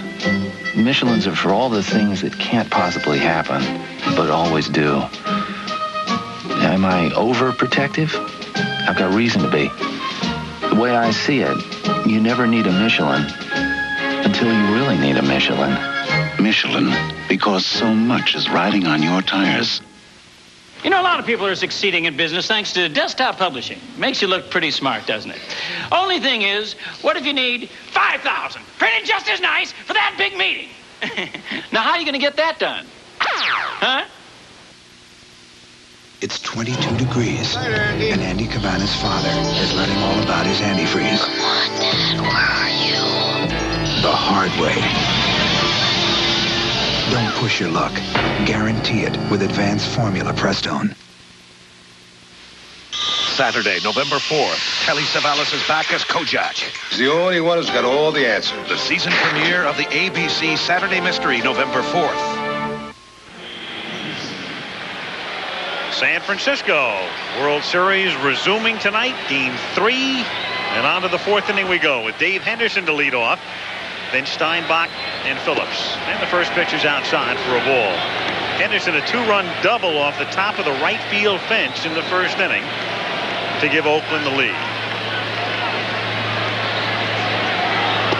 You know, you walk around the area and people have said, and I'm sure they've said it to you guys too, tell everybody we're okay. We're okay. We're bouncing back. The city's fine.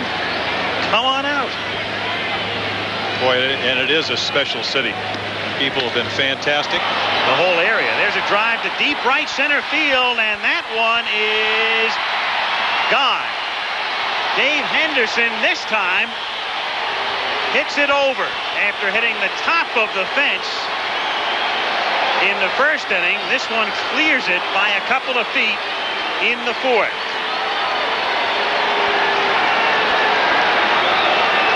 He's such a clutch player for Oakland. Playoffs, World Series. Even when he had a bad playoff, the one hit he got was a home run. That was an 86. 2 outs, 2 strikes. Fine center fielder, and he's put it on a show tonight. Garrelts tried to come up a little bit different pitching pattern. Here's Steinbach grounding one to short. A nice convenient hop for Matt Williams. And the A's catcher is out number 1. Now, what Garrelts would like to do is get him out with breaking balls. He threw him 2 breaking balls, got behind, had to come in with a fastball. Still got to hit it, and that's what Dave Henderson did.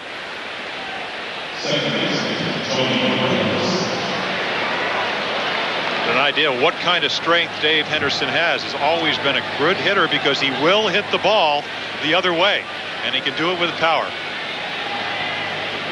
Plus, the ball carries better to right center in this ballpark than any other park. And that one carries very well to right field, and that one is gone off the bat of Phillips. And the Giant bullpen is busy.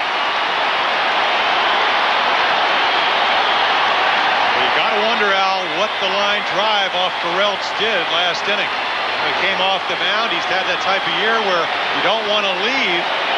But all 3 really hits this inning have been hit right on the number. And here comes Craig. It's always a tip-off when the catcher looks over into the dugout. It's almost as if he's saying he's lost it. And Kennedy took a long look into the dugout, and Craig comes out. And Kelly Downs throwing in the bullpen. And in he comes, and as we mentioned before, Craig has to manage like this is the last game of the year. Garrelts out, Downs comes in. Hi, Tim. Dan got sick. You're going to Paris. Paris? AT&T International Service. Blocking off streets all over Paris. My flight gets in at 7:15 a.m. Whoa, 50 years ago. Look who we forgot. What are we going to tell him? This is Paris. And I'm Tim Harris reporting. And down below, the Horse Guards are forming for the Bastille Day Parade. Colonel, are you setting the route for the parade, or are you in the parade? I am in the parade. AT&T USA Direct, can I help you? Remember, honey, my parents got married in Paris. What if I find the restaurant in the wedding photo? This thing doesn't have any name on the restaurant. That's all right. I'll find it. Just fax me the photo. We're at the Bastille, where it all started 200 years ago. Behind me is the king. Mom, I know how to do this. Fax for you. John, I'll call you back. Où est restaurant? Can you guys make it? Hello. John, look, you're going to have to cut me a bigger hole back here. I'm getting some incredible stuff. Huh? Yes, this is my father, and this is me, the little boy. It's Tim calling us from Paris. Hi, Dad. Hi, Tim. Hang on, I've got Kathy on a conference call with us. Now, Dad, we want to take you and Mom to dinner. It's a little place. French. Give her a kiss now. Great. Happy anniversary. I'm so glad you made that call. AT&T Long Distance. No one else gives you this remarkable power to manage your world. No one. Thank you for using AT&T. Listen. Seems like only yesterday you were single, sweating through your engineering finals and driving hot cars. Today you got a new baby, a new home, your first real job, and you're driving a Chevy Corsica. Just because you got a family doesn't mean you got to settle down. The heartbeat of America. The cars more Americans depend on. That's today's Chevrolet.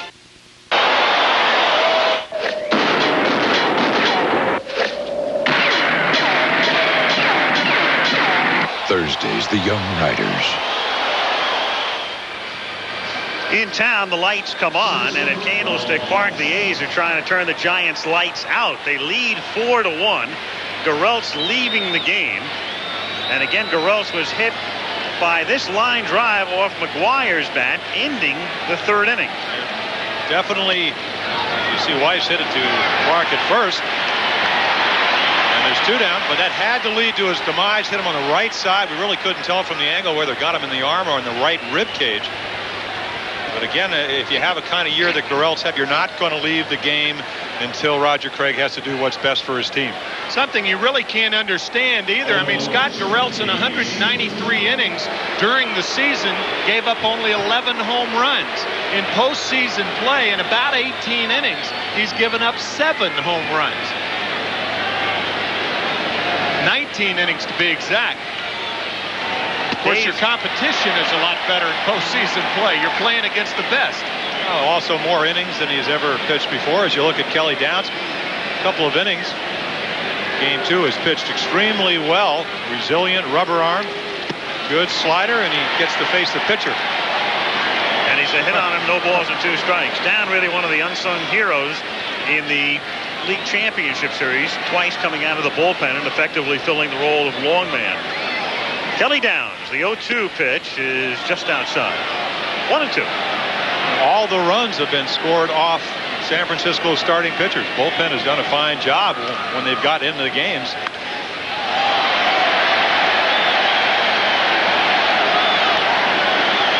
One ball, 2 strikes. People sitting at home, excuse me, why you don't start a Kelly Downs after he pitched so well in the championship series? You got to go with the guys that got you to the playoffs. And again, Downs, as we said, even though he's had some shoulder problems, has shown Roger Craig a great fastball, a good slider, and again, that resilient arm that can bounce back with only a day between pitching performances. Well, I think Craig felt that was the perfect role for Downs with his reconstructed pitching staff, because he could do something that he figured Garrelts couldn't do. Soft looper right into the glove of Thompson. But a couple of homers in the 4th by Dave Henderson and Tony Phillips. 4-1 is the score, and back we come after a word from our ABC stations. He faced the outrage of a nation. Can I be the first president to quit office? And lost everything but the love of his family. No man who ever lived had a more wonderful family than I have. AT&T presents The Final Days, Sunday at 8, 7 Central. Dear Wells Fargo, thank you for the written confirmation on a recent service I requested involving a transfer of money from one of my accounts to another using the 24-hour service. The service you now provide is most outstanding and truly appreciated. I'm impressed to the extent that I brag to others I know about the service Wells Fargo provides me. I hope you'll be able to continue that service. Wells Fargo, proven 24-hour person-to-person checking. You've got to hear it to believe it. To succeed in California, a small business needs a phone system that can grow. Listen, I think you need to keep your options open. That's not so easy. I can't even find a phone system I like. You checked out Pacific Bell's Centric system? It's totally flexible, so you can start small. But what happens when that's not enough? Pacific Bell just adds whatever you need right from their central office. They do it through the lines. You can even add new locations. You think I'm going to grow that much? Who's going to stop you? Pacific Bell. We're making things easier. So, you got an Eagle Premier. Mind if I ask a few? Sure. What's the... leather-trimmed interior, European styling? Well, then, how about... I like what it says about me. Sir, you're getting ahead. See what I mean?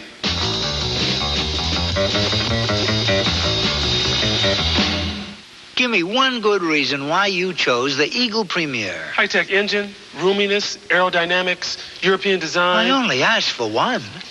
Take your pick.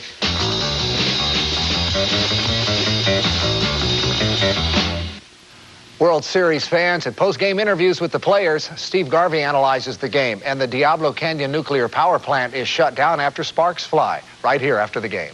Should David Rothenberg's father be freed? An exclusive report Wednesday at 5. The 1989 World Series, brought to you by Diet Pepsi. For great taste that's a home run every time, it's Diet Pepsi, the right one. You know, folks, you can help the Bay Area recover from the earthquake. You can make a credit card contribution by calling 1-800-453-9000 or send your contribution to that address, P.O. Box 37243, Washington, D.C., and specify that your contribution go to the Bay Area earthquake relief effort.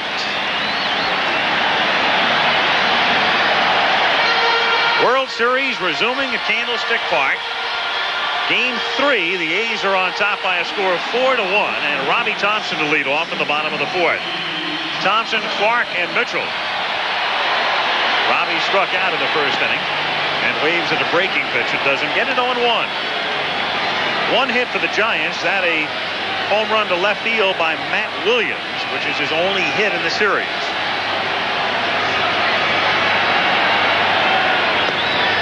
Got the inside corner, and the count is 0-2.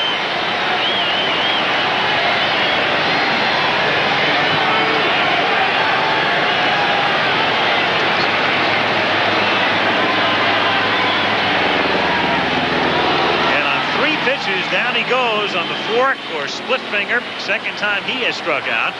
And in 3 1/3 innings, that's 6 strikeouts for Dave Stewart.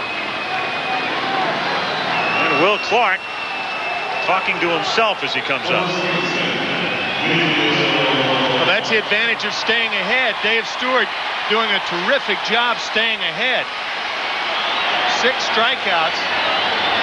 And he has used those fork balls to his advantage. But if you don't stay ahead, hitters won't swing at the balls out of the strike zone. Clark lines it into center field for a base hit.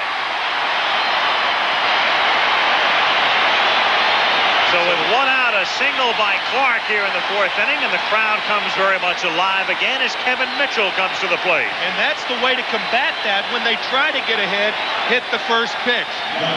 Will Clark went home, watched the films. He said, hey, Stewart, like I said, Stewart throws me fastball with nobody on, and that's what he got, and he pinged it into center field.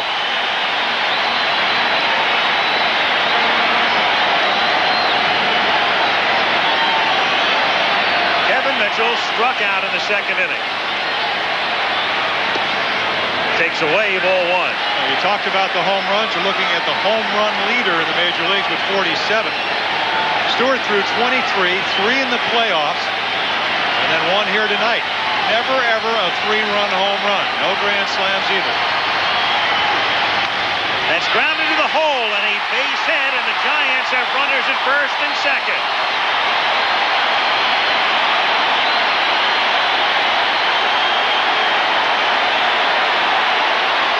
Two on, 1 out, and Ken Oberfeld coming to the plate. Similar pitch that Matt Williams hit for a home run, except this ball is a little bit farther outside. Fork ball up in the strike zone.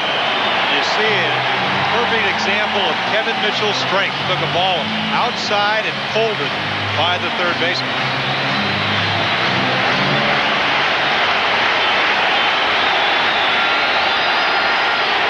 Oberfeld flying to Fransicso in the 2nd inning. 1-0. Dave Stewart needs a ground ball, but this season he had about 100 more outs in the air than he did on the ground, which means that in a situation like this, you can't look for the double play ball as you would normally. Stewart does not throw a lot of ground balls. Crowd chanting OB, OB. 2-0. Yeah, but the only time you're going to see somebody hit a ground ball is if he got ahead and he could throw that fork ball. Well, it's 2-0. Real good hitting situation for Oberfeld. As we told you, a patient guy. He can look for his pitch. 2-0. He knows Stewart with a 3-1 lead. Doesn't want to walk him, especially with Matt Williams on deck. He's already homered.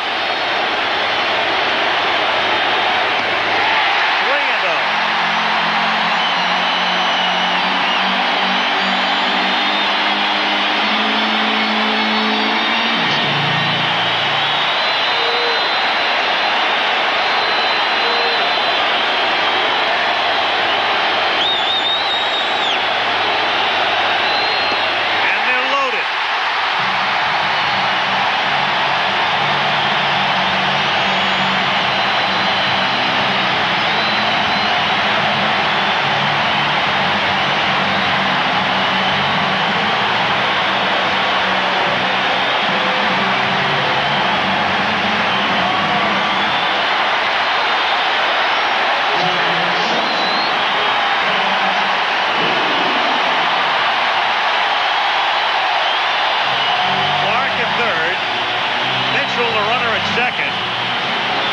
Oberkfell at first.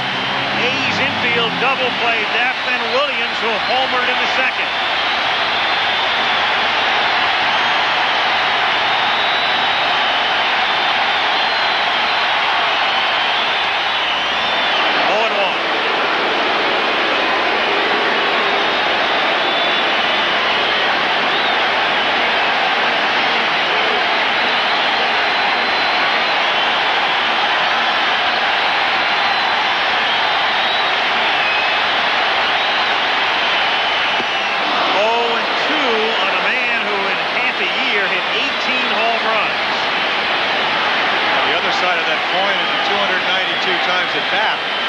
Struck out 72 times. Yeah, but now with the count 0-2, you can go out of the strike zone. That's been Stewart's pattern. And he needs a strikeout here. That home run came on a 2-1 pitch. Good point.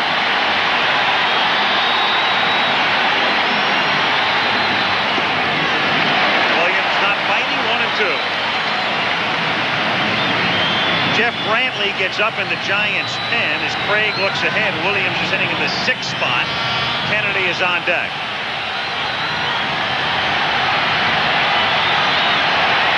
Bases loaded, 1 out in the 4th. 4-1 A's. And the 1-2 pitch to Williams in the dirt, 2-2.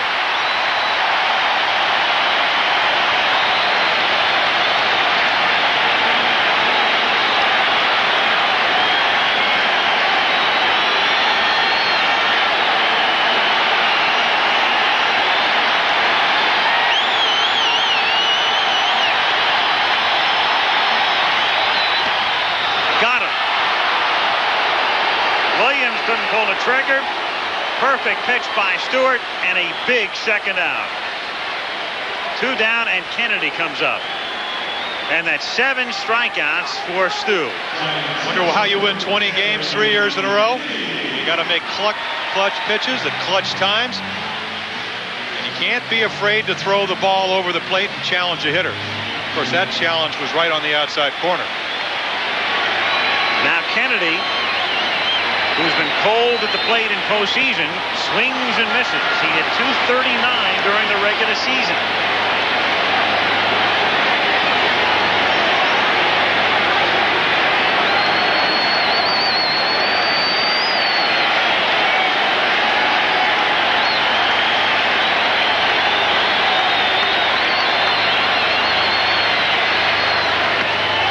Inside, 1 ball and 1 strike on Kennedy.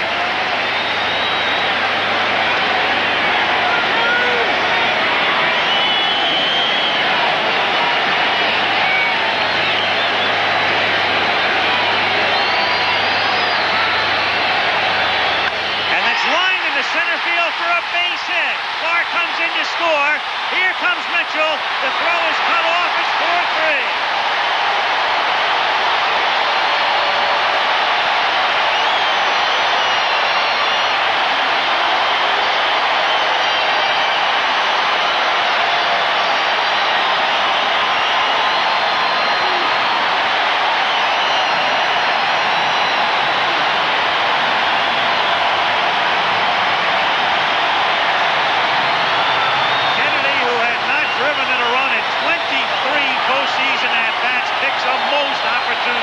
You saw a clutch pitch by Stewart to Matt Williams, and now you see a clutch hit by Terry Kennedy. An outside fastball drilled up the middle. Good hitting by Kennedy. I got to think that Stewart threw the ball exactly where he wanted to. Kennedy, who struggled really since 1987. That's the biggest hit in a couple of years. Sheridan with 2 out takes the ball, and the count is 1-0. Giants have Oberkfell at second, Kennedy at first. It's 4-3 in the 4th. Sheridan, the number 8 hitter. In the American League Park, you wouldn't have to worry about it next with the pitcher Downs out on deck, but here it's a whole other story. And thus Brantley continues to throw in the Giants' pen for Roger Craig. 1-1 the count on Sheridan.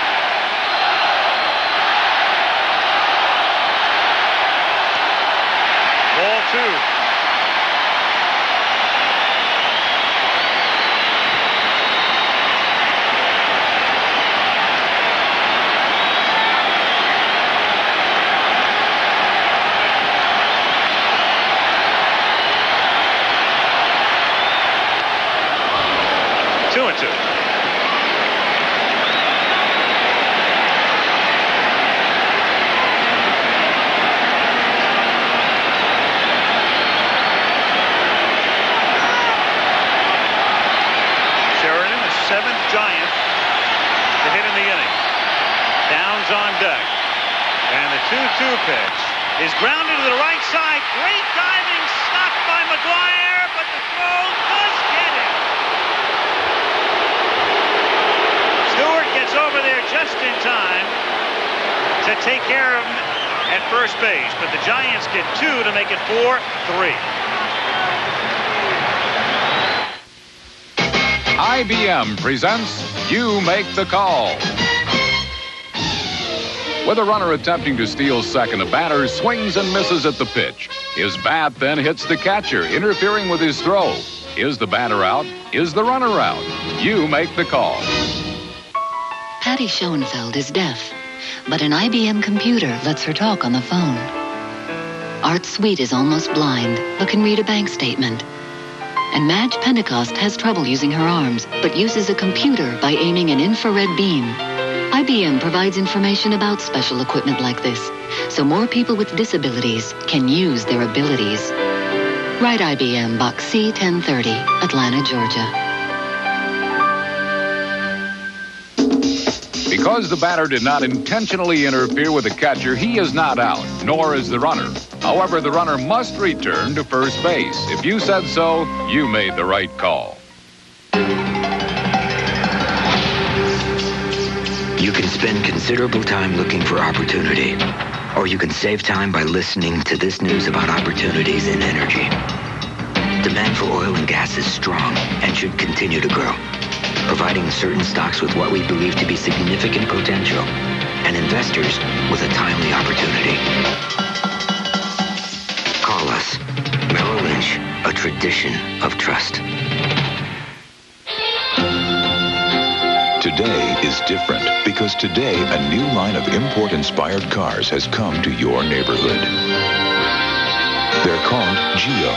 They're sold and serviced by a dealer network that's larger than Honda, Toyota, and Nissan combined. And they're designed to give you years of carefree driving. Today, the 90s begin, and we invite you to get to know Geo. They're just around the corner at your Chevrolet Geo dealer. Who on earth could assemble in one place television journalists of such unprecedented talent and intelligence? Who indeed? But ABC News, we're America's choice. One of the first things Dave Stewart will tell you, how do you win 20 games? You take advantage of an underrated defense. McGuire at 6'5", about 230. Well, he just heads off a ball destined for right field. Would have tied it up 4-4. Good play by Stewart covering first base, something you do all spring training and really paid off here. Great agility for the big guy.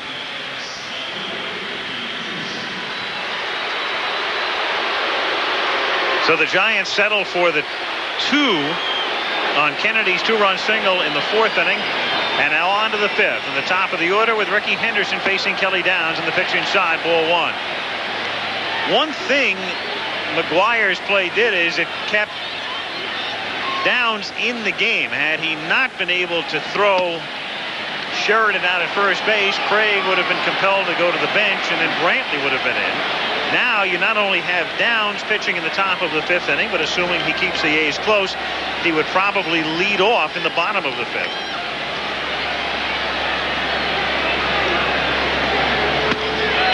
Strike to Henderson, and the count is 2-1. If young hitters could only understand that you become a better hitter when you take a pitcher's pitch. That was the 15th strike Ricky Henderson has taken during the series. It's almost a misnomer. People say, well, how can you be a better hitter if you take? The reason to take is to get ahead. And Ricky Henderson often gets ahead in the count.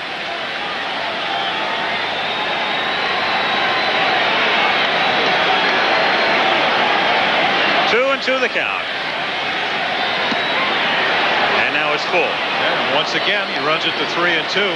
You know, it brings up a perfect point. Hitters that swing at balls hardly ever get strikes to swing at, because pitchers are smart enough to know that they don't want to get them out inside the strike zone. They want to have them expand the strike zone.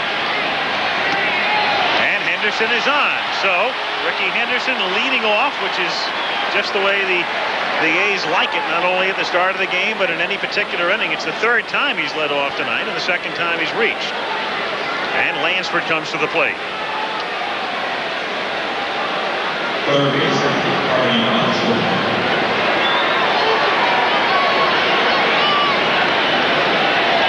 Clark holding Henderson on at first.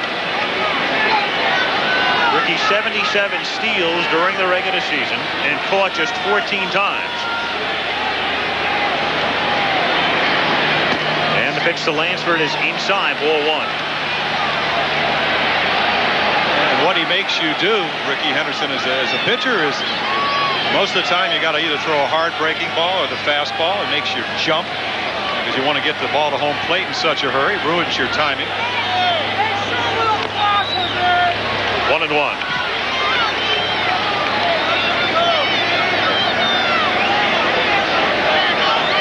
Downs both times on both pitches thus far to Lansford, keeping Henderson close to first. But again, as you mentioned, it's not the lead, it's can you stop him? When you take a look at Ricky, is he stopped? In other words, is he static? Is he stationary? This time he goes, gets a good jump, the pitch misses, and the throw to second misses as well, and Henderson with a steal. And there was a quick release, a good fastball, a good pitch for Kenny to throw on. No chance, because he had a running lead. His momentum was going to second base. It wasn't that his gravity was going towards the ground, going back to first base. Another thing speed does for you, it allows you not to have to give up outs. Normally, with routine speed at first base, Lansford would be bunting in a situation like this. He may be now with the count 2 balls and a strike. But again, Henderson, after stealing second, would be more tentative stealing third until there's one out. And he looked like he may have jammed his right wrist sliding into second base. And Dr. Clark, Al Clark, takes a look at it. Meanwhile, Henderson, 11 steals. That breaks Lopes' record in 81. And again, of course, you only had the World Series through 1969 when the leagues expanded and divided into divisions and then postseason play. And in 81, in fact, Lopes had an extra set of games because that was the year of the strike, and they had divisional playoffs as well. Inside ball 3, 3-1 the count on Lansford. So Henderson setting the record in what would be his 8th postseason game. 5 in the playoffs and now 3 in the series. And Lansford is on. So Downs has walked the first 2 A's here in the 5th inning, and Canseco comes to the plate. And Craig goes to the mound, and what's the most important inning for Downs, because the Giants scrambling back into the game with 2 in the bottom of the 4th. And the last thing they'll want to see is the A's reestablish a 2 or 3 run cushion. Yeah, any momentum the Giants have going for them can be stifled right here. First 2 guys on. Boy, but what a tremendous year Lansford's had. Only 1 month that he hit under 300. I think that was June. 2 months he hit over 400. 336. And Tim, you told us that's the highest since he led the American League in batting back in the early 80s.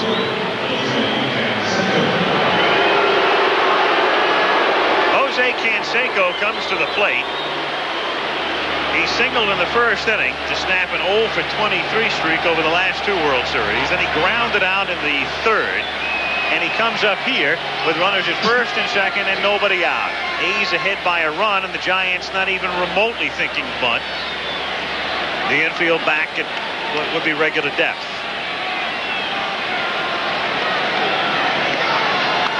And it's popped foul back into the upper deck behind us, and the count is 0-1. There's Brantley again, throwing in the bullpen, up for the second time. Again, the pitcher due to lead off in the bottom of the 5th. If Craig had to go to his bullpen here in the inning, he'd probably make a double switch and send either Maldonado or Nixon into right field and have them bat 9th, and the pitcher hit 8th. Henderson at second.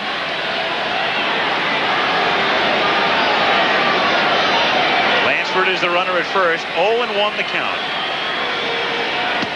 Breaking pitch. 1-1.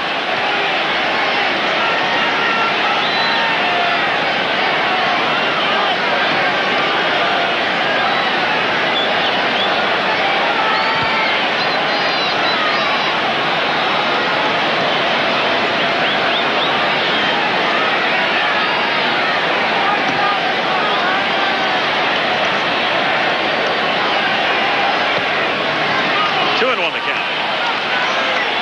One of the key plays in this game so far, Tony La Russa having the runners running, Lansford and Canseco in the first inning with McGuire hitting. And that allowed Henderson to bat with 2 outs, and he drove them both in with a double. But had both runners not been running, McGuire may have grounded into a double play. On the corner, and the count 2-2. And they are trying to do, the Giants to Jose Canseco, exactly what the Dodgers did last year in the World Series. Pound him inside, count on his aggressiveness to expand the strike zone. In other words, don't let him hit a strike. That's how they got him out last time on that questionable ball off his foot. Pickoff play at second, and real close. Henderson going back in, standing up. That's what made it close. Had he gotten down, it wouldn't have been this close. But he almost leans into the tag. That is a very, very close play.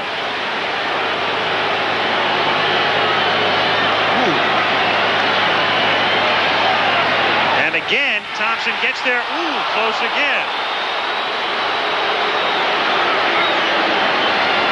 You know, a lot of times you'll do that to maybe cut a step or two off a runner's lead, but the way Henderson runs the bases, you're trying to pick him off. I mean, he's going to score in a single.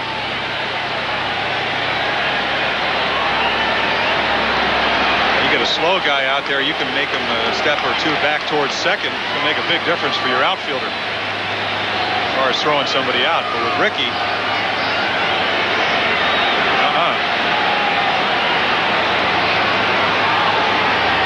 drops down, and it's drilled to deep left center field, and Jose Canseco on a 2-2 pitch has hit it out.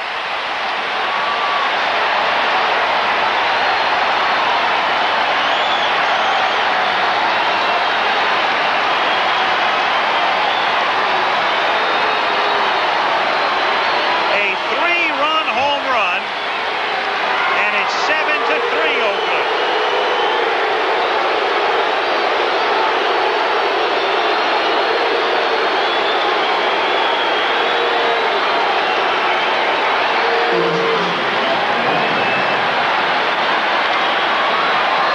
McGuire hits the next pitch in the air in foul territory. Kennedy comes all the way back, runs out of room.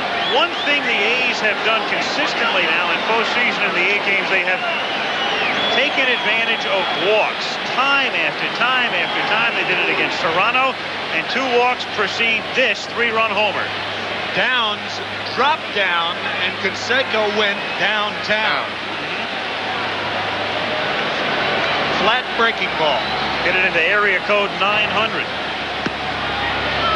The count 0-2. Yeah, that's the way to exercise the demons of World Series pass. Get a hanging slider when you're trying to make contact. You know he can hit it 550 feet. Well, he only drilled that one about 420 on the line. And the count on McGuire is 1 ball and 2 strikes.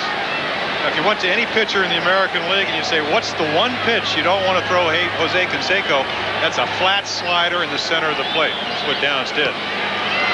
Breaking pitch takes care of McGuire, so Downs finally gets the first out of the 5th inning. 1 down, and it will bring up Dave Henderson, who has done his damage tonight by virtue of a double to score 2 in the first and a solo homer in the 4th. Oakland has hit 3 homers in the game. Dave Henderson, Phillips, and Canseco. And the Giants, the home run by Matt Williams.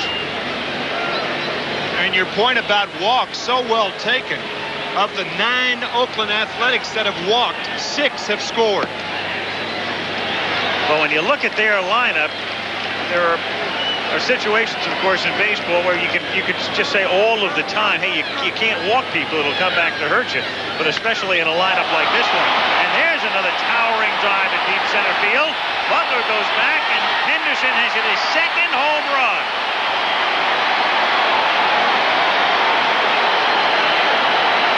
The 4th by the A's, the 5th on this winless night at Candlestick, and it's 8-3.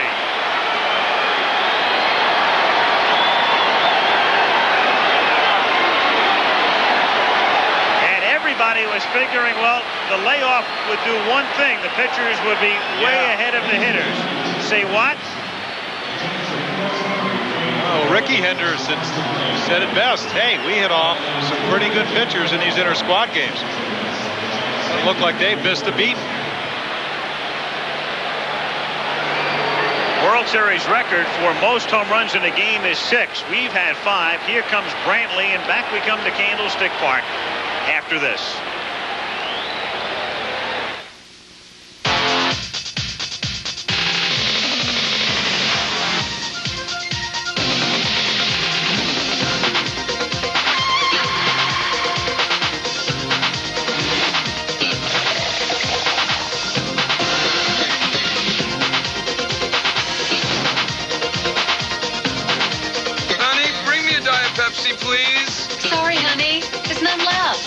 People are moving to Diet Pepsi, the right one.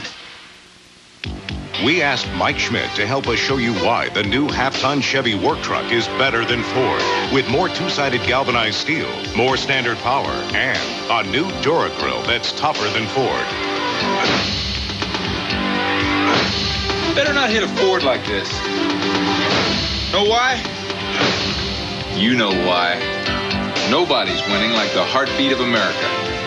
Today's truck is Chevrolet. I wanted to live in the Rocky Mountain region. I enjoyed the great outdoors. I enjoyed having some time off to fish, ski, play soccer. 12 or 13 of us have played together now for 8 to 10 years. We just have a good time. What Tom does is he doesn't care if we make mistakes. He doesn't get down on anybody, treats everybody fair. It's all teamwork. No individual players.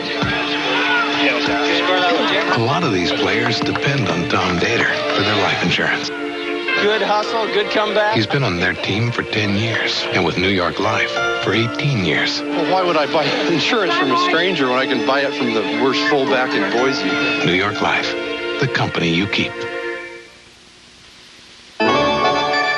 When lunch and a day at the park are too much for Tommy Lasorda, he reaches for Rolaids. Nothing works better for acid indigestion. And why should heartburn take the fun out of the game? Relief. You know how to spell it. Jeff Brantley comes in to pitch, and the first man he faces is Terry Steinbach. Brantley will hit in the number 8 spot, and as we had suggested, Candy Maldonado comes into the game in a double switch in right field, batting 9th, which means Maldonado, and there he is, taking Sheridan's spot in the outfield, will lead off in the bottom of the 5th inning. 1 out in the 5th inning, 8-3. Oakland. Dave Henderson with 2 home runs and a double that hit the top of the fence. 2-1 the count.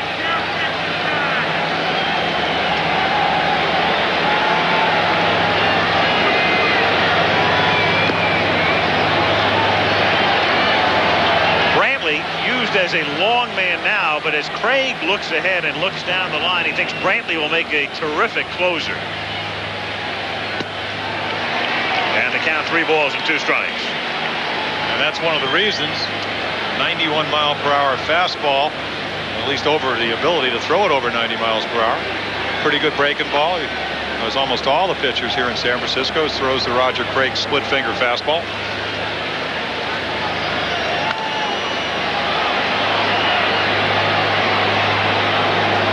Still 3-2 on Steinbach. 8 runs and 8 hits for the A's, including 4 homers, 3 runs and 4 hits for the Giants, including 1 homer. And that's ball 4. So Steinbach draws the 3rd walk of the inning. Phillips comes up, home runs in 2 consecutive innings. Who's done it? That's pretty good company. Babe Ruth, Big Clue, Reggie, Willie Mays Aikens, and D. Henderson does it tonight.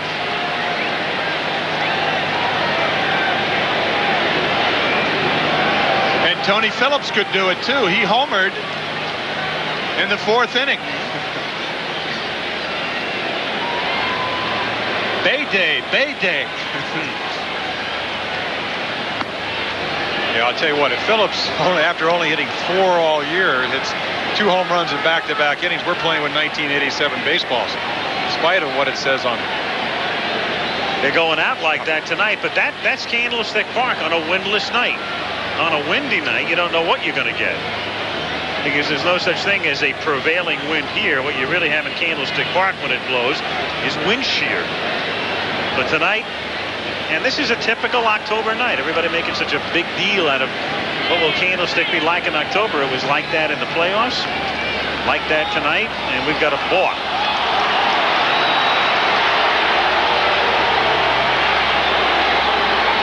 So you even have balks on windless nights at Candlestick. The most famous balk of all, of course, was Stu Miller in the wind in the All-Star game in '62.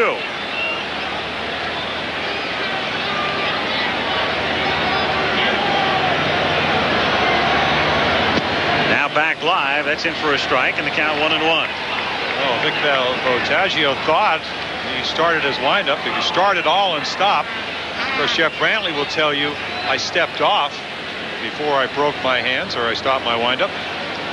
Does put a runner in scoring position.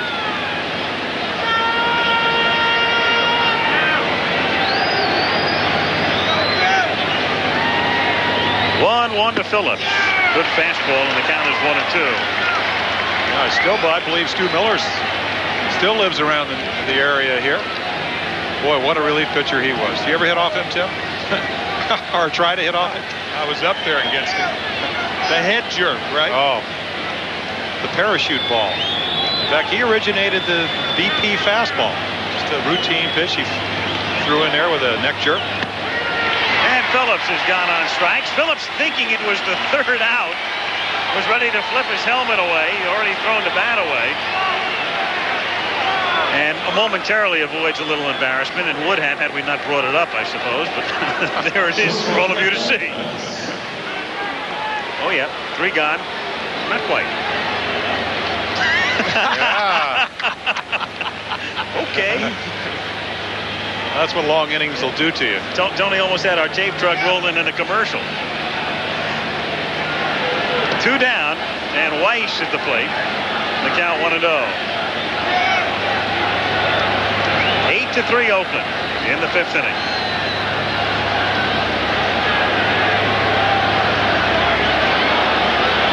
If the Giants go down 0-3, no team has ever overcome that deficit, but several have overcome 0-2 since the mid-50s. None before that. The first time a team came back from 0-2, it was the Dodgers winning their first ever world title in Brooklyn in '55. But since then, it's become more common than uncommon. The majority of teams since that point have overcome 0-2. 2-1. There it is, 9 of the last 17, and you don't have to go back very far. The Mets did it in '86. Royals did it in '85.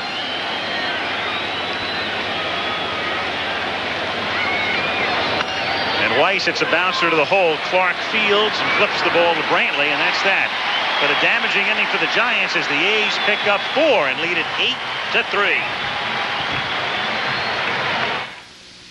Small business is America's future. A recent report on the Commerce Department said the demand for durable goods totaled 100. The Small Business Administration foresees the increase. Running a growing business is no small job. It will be here. Managing working capital, financing, pension plans, and retirement planning. That is right. Today, growing businesses can look to Merrill Lynch for a wide range of services to help them achieve that most elusive goal, success. Merrill Lynch, a tradition of trust. Open your eyes up! Hey, check out the old timer. Come on, winner! Come on!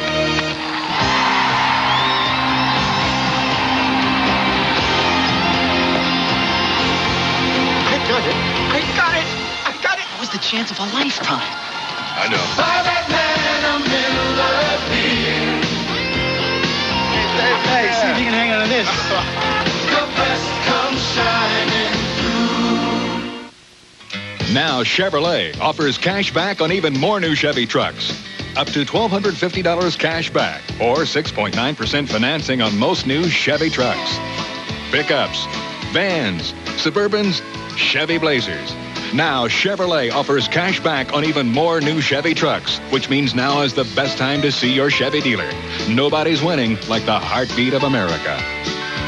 Today's truck is Chevrolet. It can stop the hottest action. The Minolta Maxim 3000i.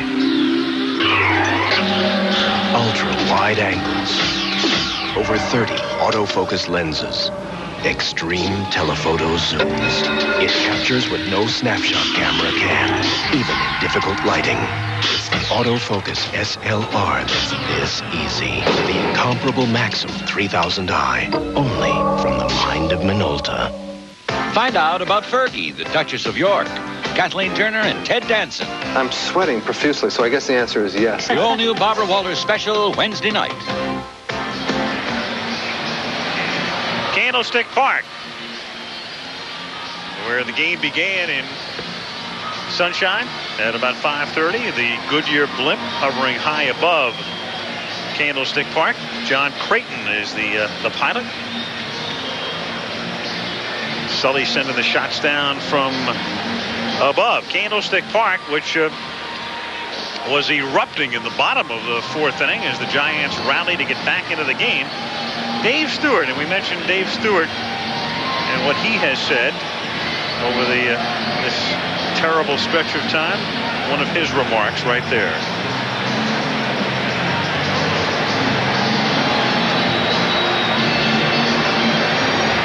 And a man who we mentioned before is from the area, born and raised in what's known as the East Bay. Coming back home to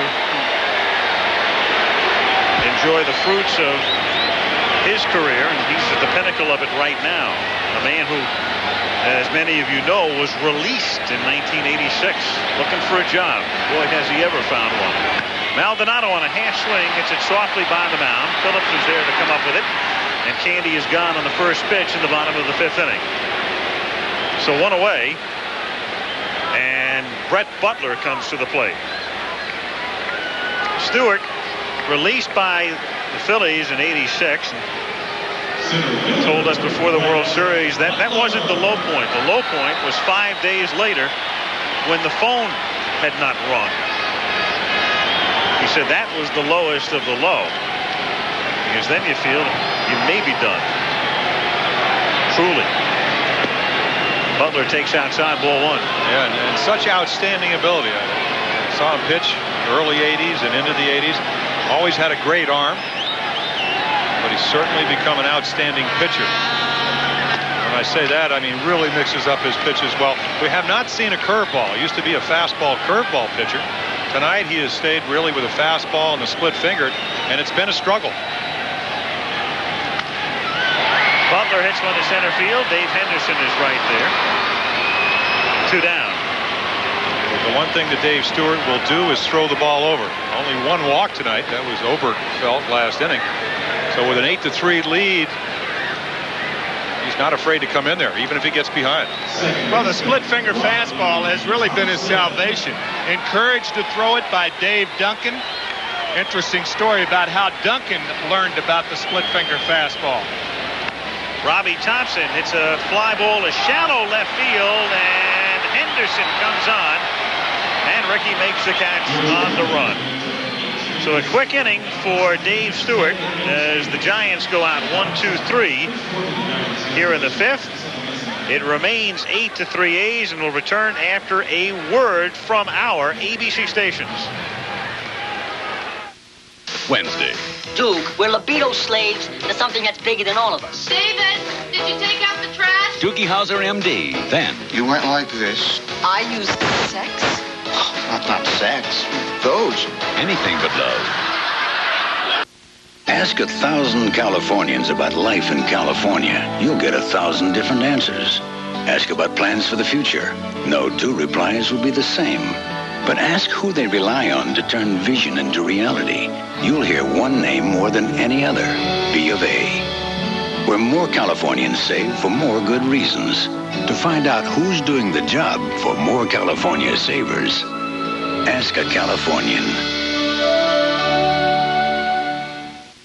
Your Nissan dealer is having a fall clearance. So if you need a car with more power, more room, or more of everything, see your Nissan dealer now because he's making the best deals of the year on all his Nissans. He's offering dealer cash incentives on tough hard-body trucks, up to $1,300 in dealer incentives on the reliable Sentra, and great deals on Maxima, the most trouble-free cars sold in the U.S.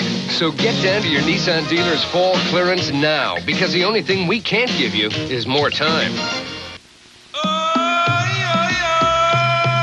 This is the shop of Samsat Bazaar, a thriving establishment on the outskirts of Bangkok. Unlike other international executives, he has no phone system, no computers, not even a fax machine. He does, however, enjoy one modern and efficient service nearly 4 billion people in 175 countries today can take for granted. UPS. We run the tightest ship in the shipping business. World Series interviews and analysis from Steve Garvey. The LAPD busts women bowlers for making small bets on their games, and the mystery of the mystery girl is solved after the game. Should David Rothenberg's father be freed? An exclusive report Wednesday at 5. To the 6th inning in Game 3. Al Michaels, Jim Palmer, Tim McCarver with the A's on top 8-3 and Dave Stewart leading off. Then Ricky Henderson and Carney Lansford. And Stewart chops one off his arm at the plate. 1-1 on Stewart, who is 0 for 2 tonight, and again, no American League pitcher with a World Series hit since 1979. Dave not worried about hits. He's worried about at-bats. If he gets up 4 times, he's pitched well. Shallow right center. Robbie Thompson says he'll take care of it.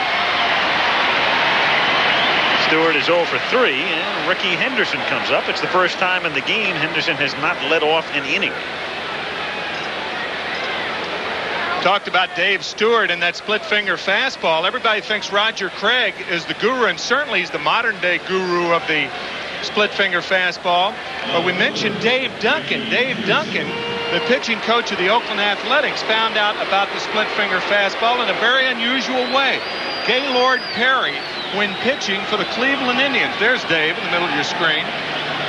When pitching for the Cleveland Indians in 1973, Dave told me everybody thought he was throwing splitters or spitters then, and he was throwing splitters, not spitters. And he saw how effective that pitch was and has been very helpful with the Oakland pitching staff in teaching it to them. That's grounded sharply on a hop to third, and Overkill fires to first, and they take care of Henderson. So Ricky is gone.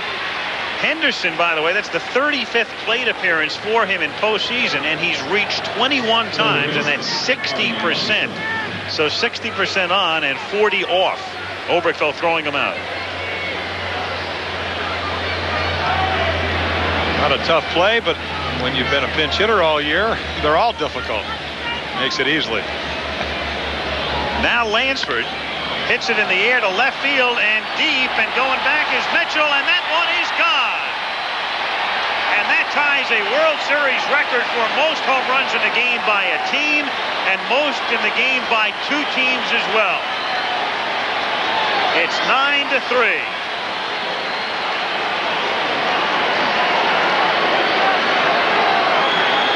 The Yankees against the Cardinals in 1928 hit 5 in a game, and there have been 6 in the game from both clubs on 3 separate occasions, and now 4.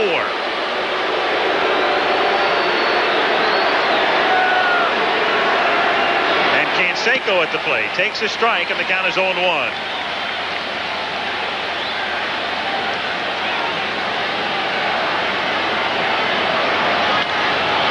Hit high in the air to left field.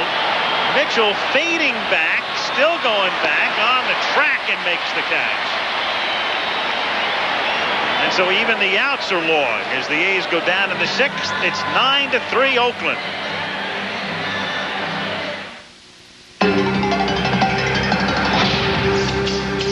You can spend considerable time looking for opportunity, or you can save time by listening to this news about opportunities in energy. Demand for oil and gas is strong and should continue to grow, providing certain stocks with what we believe to be significant potential and investors with a timely opportunity. Call us, Merrill Lynch. Lynch, a tradition of trust. I love what you do for me, Toyota. I love how you set me free, Toyota. Toyota's new four-wheel drive, four-door 4Runner for 1990. Space, luxury, and V6 power. Where you go is your concern. Getting you back is ours. I got dirty an awful lot when I was little. What am I doing here? You know this. You're playing baseball. Yeah, that's right. It came natural to get dirty. Johnson's baby shampoo has been great for my hair all through my life. It's strong. It makes my hair look clean. It makes my hair feel clean, and it's gentle. Look at this kid's hair. I think it looks good. Johnson's baby shampoo, now also with conditioners for extra control. I shower 4 or 5 times a day. It's never made me cry. Johnson's, for the life of your hair. George 117 in pursuit of request additional backup. Do you copy? 117. Let's get a roadblock. Chopper 1, do you receive? Chopper 1 coming east. I'll light it up. More police cars come on Goodyear Eagle radios than any other brand of tires. Why? Because they want it that way. Goodyear Eagles. There really is a difference. Happy man, Walter A. Haas Jr., his wife Evelyn. He owns the Oakland A's. He's also the managing general partner, and he is a San Franciscan. But he is more of an East Bayer in the world of baseball, as his team is now 12 outs away from being one game away, one victory away from a world title. 9-3. The A's on top as we go to the bottom of the 6th inning. Will Clark, Kevin Mitchell, and Ken Oberkfell. 2 balls and no strikes the count on Clark.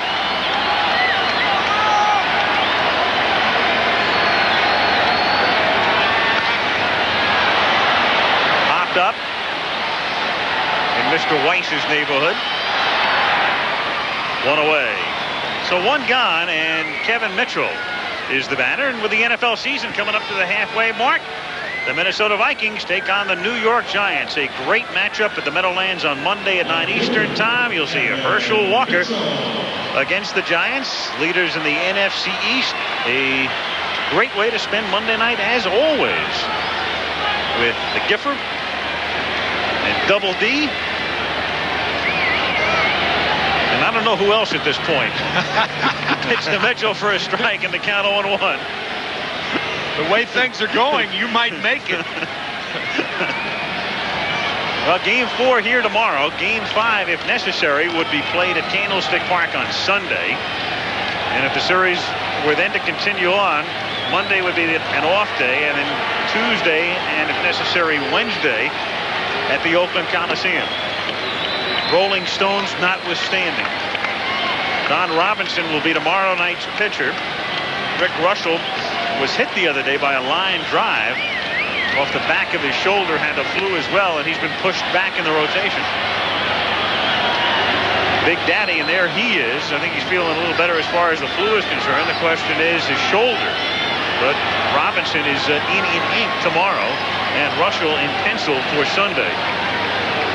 You know, baseball is a marvelous game. Tim, you talked about the fact that Stewart's a fly ball pitcher, 100 more outs with fly balls and grounders. And on a night where the ball is flying, and we have to hit a home run. Excuse me, only the home run by Williams. Only 3 ground ball outs retired by Dave Stewart.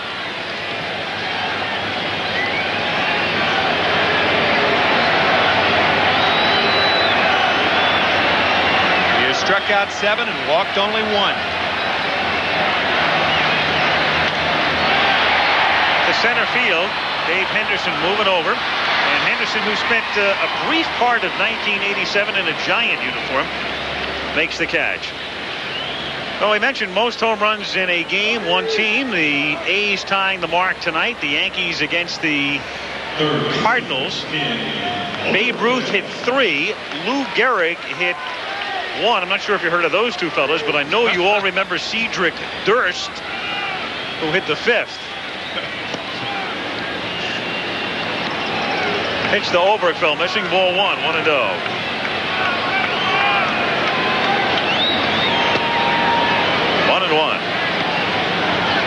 Yeah, his best friends called him Rick. You're certainly aware of that. There is the Transamerica Pyramid, accentuating the skyline of San Francisco. And that's a base hit into right field by Oberkfell.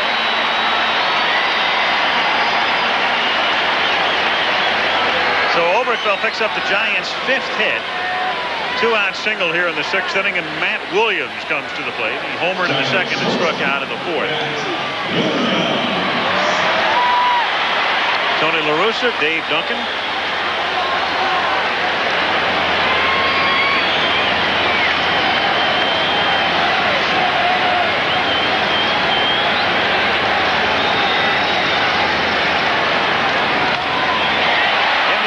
Center field, relatively deep but very playable for Dave Henderson, and that's that for the Giants. Another air out. To the 7th we go. 9-3 A's. I've been working out for quite a few years now.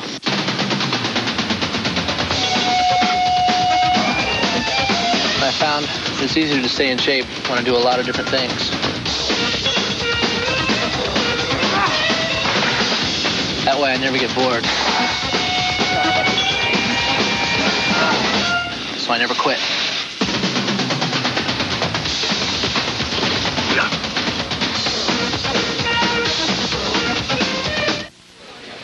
Oh, sorry.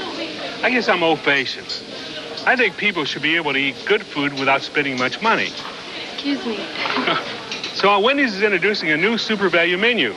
Oops. Everything on it is at a special low price. Biggie drinks, biggie fries, chili, including our new junior bacon cheeseburger. Delicious food that leaves change in your pocket. Oh. What do you have to know to get a seat around here? Come try the super value menu at Wendy's. You're in Hong Kong.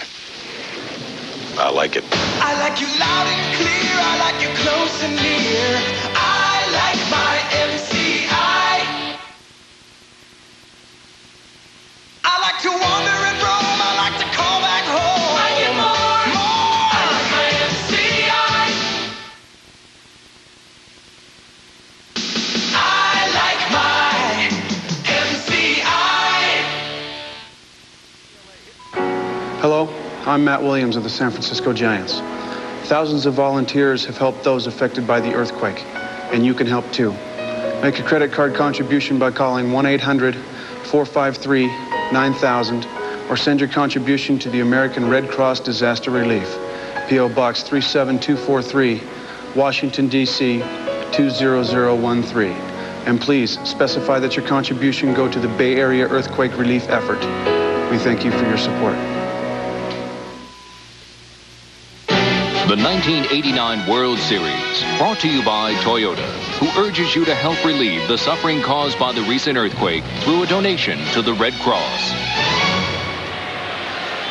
And back at Candlestick Park, on we go to the 7th inning, Game 3 of the World Series. The Athletics trying to go up 3-0, and they lead it 9-3. Back of Dave Stewart, and on the strength of 5 home runs.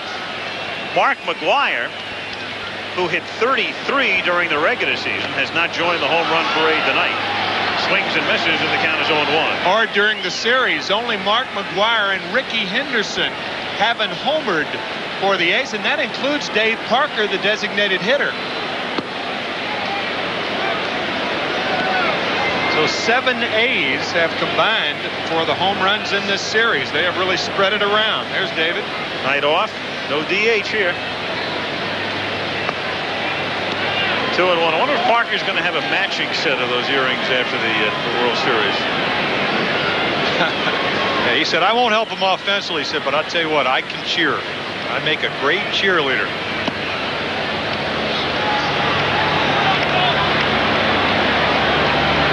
Oh, he had a fine year. 38, come back to have that kind of year. 22 home runs, 97 RBIs, which led the A's. 3-2 the count. Yeah, well, there you saw Dave Henderson. You saw one earring. Probably will get the other one. With McGuire, 49 home runs 3 years ago, then 32, 33 this year. The two guys in Major League history. The other guy, Jose Canseco, to hit 30-plus their first 3 years. And McGuire is on, so another walk to an Oakland A. And that's been poisoned through postseason for the opposition. And here is Dave Henderson. Hit a double off the top of the fence, missed a home run by inches in the first. Homered in the fourth, homered in the fifth. Outside of that, nothing. It doesn't look like the Giants pitching staff, not pitching in their squad games, are very sharp. You know, Garrelts struggled, Downs, who pitched well, struggled not only with control, but also the type of stuff he had, and Brantley's all over the place.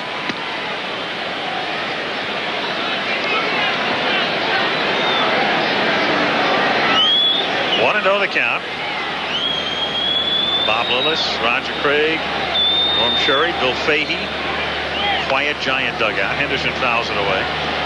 The thing about Henderson and the way he responds in postseason, the dramatic home run in the fifth game of the playoffs in '86, sending the Red Sox to an eventual pennant. And then, were it not for the Mets comeback in the sixth game of the World Series, he'd have won that game with a home run. Yeah. And also a sacrifice fly in the 11th inning won it for the Boston Red Sox in Game 5 after he had tied it in the ninth. Exactly. Lost in the shuffle. And that home run, by the way, in the fifth game of the playoffs against the Angels was his only hit in that series. 1 for 9.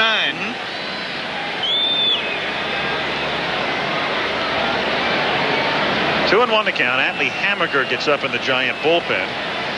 Brantley is due to hit second in the bottom of the seventh. This will be his final inning as Henderson fouls it away. It's funny how certain guys just seem to wind up where the action is. Joe Morgan used to be that way, whether he was at Houston or Cincinnati or San Francisco when the Giants came close to winning a division crown in '82. Philadelphia, those guys would always seem to wind up in postseason action. And here's Dave Henderson. Boston in '86, the Giants in '87, though he was ineligible for the playoffs. Oakland last year, Oakland this year. Oberkfell to Thompson, 1 to first for 2.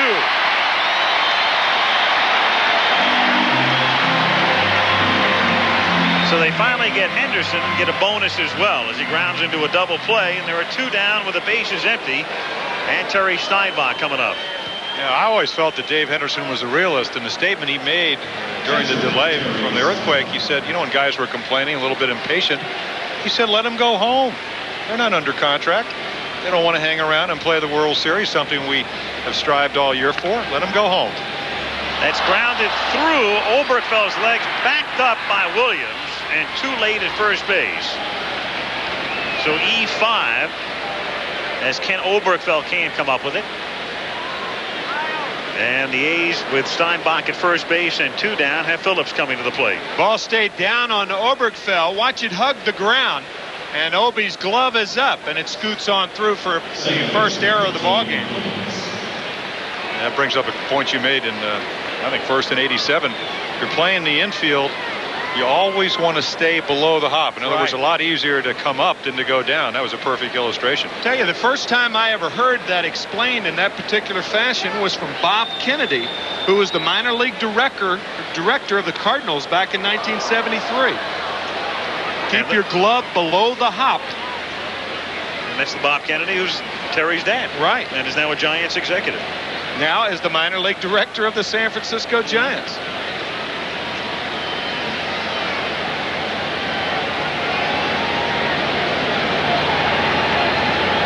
Two down with Phillips at the plate. And he grounds it toward the hole, but Thompson is there to one-handed on the grass and get him. At the end of 6.5, it remains 9-3 A's.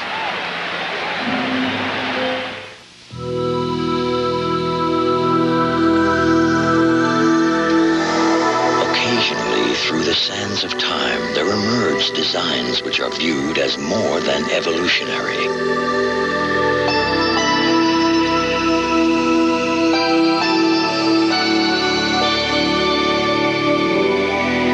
Introducing the revolutionary 1990 Toyota Celica.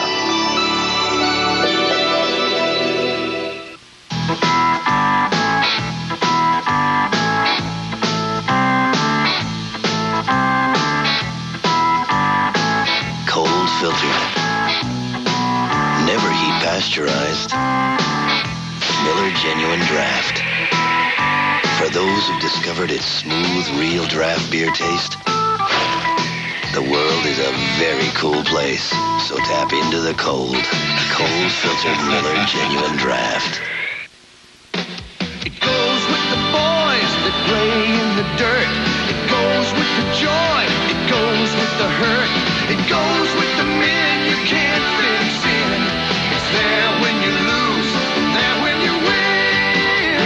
It's a piece of America. Share a little piece of America. Wrigley, it's a piece of America. Share a little piece of America.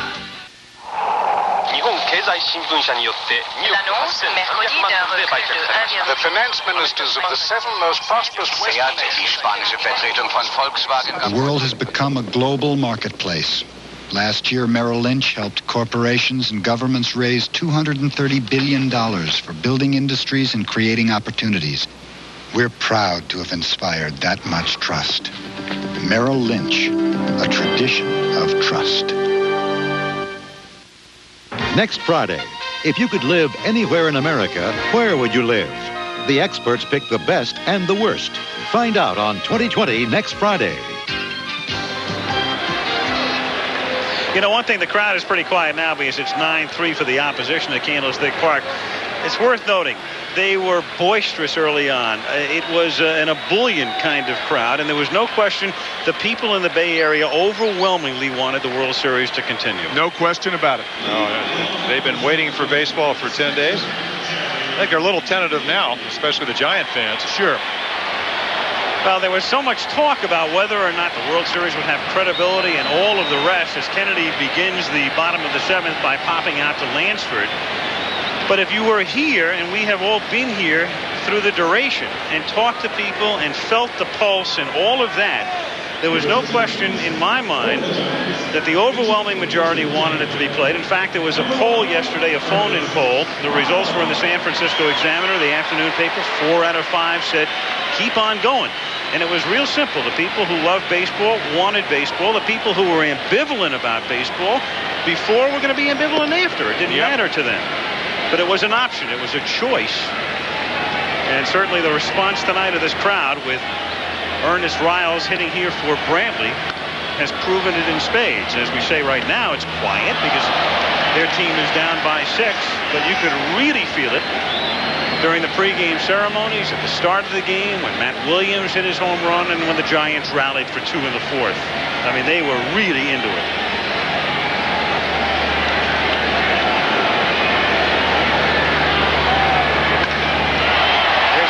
Fly ball to center field, but room there for Dave Henderson. Backing up over the track. And Riles is out number 2. So 2 down here in the 7th inning. And Candy Maldonado comes to the plate. Adley Hamaker has made his way in from the bullpen. He'll be the new pitcher in the top of the 8th inning. There's Adley. Talk about momentum and the crowd being in the ball game. You got to go back to that great play that McGuire made.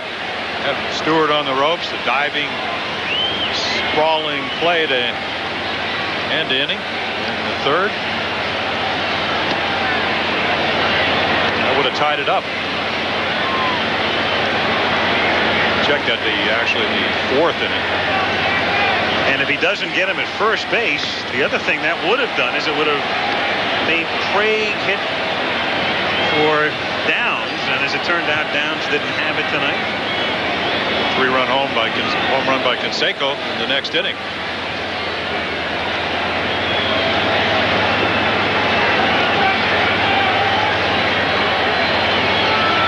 Oh, 2 pitch is taken high, ball 1. 1-2. A lot of people would argue, of course, the Dodgers had the lowest earned run average in all of Major League pitching. They don't have a DH over there in the National League, but 2nd consecutive year, the A's have led the American League in earned run average. And there's a reason for that. Postseason play, no pitcher winning 2 games in both the Championship Series, the World Series in the same year. Stewart trying to do it tonight. There was, however, a pitcher that won 4 games in postseason play. That was Bert Hooton back in 1981. But one of those games was in the divisional championship series when the Dodgers played the Houston Astros. He won 1 in the divisional championship series, 2 in the NLCS, and 1 in the World Series. Maldonado barely stays alive in the count, 3-2.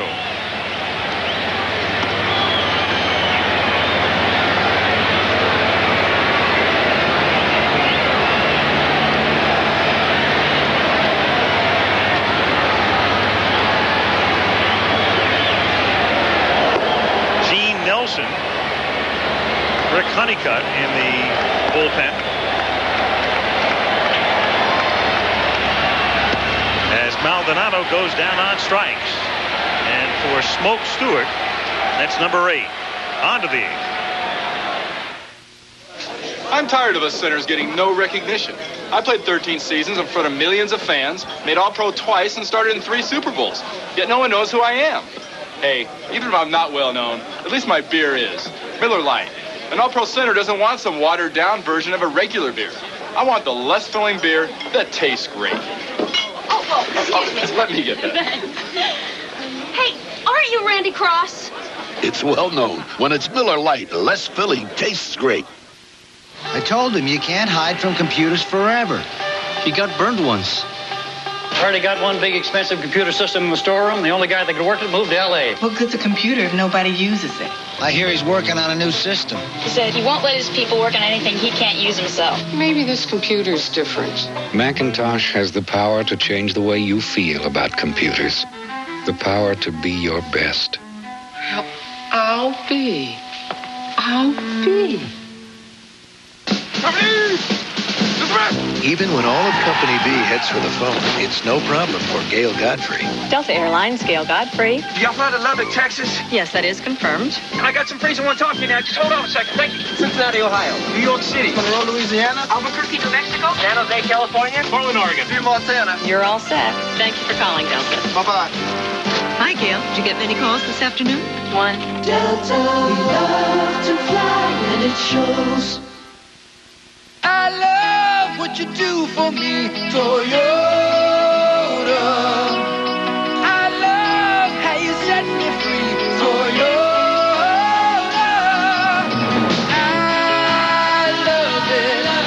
I just love it. I love it. I love it. I love what you do for me, Toyota. Oh, Larry. A true double play. Oh, Balky. Watch Perfect Strangers in action next Friday.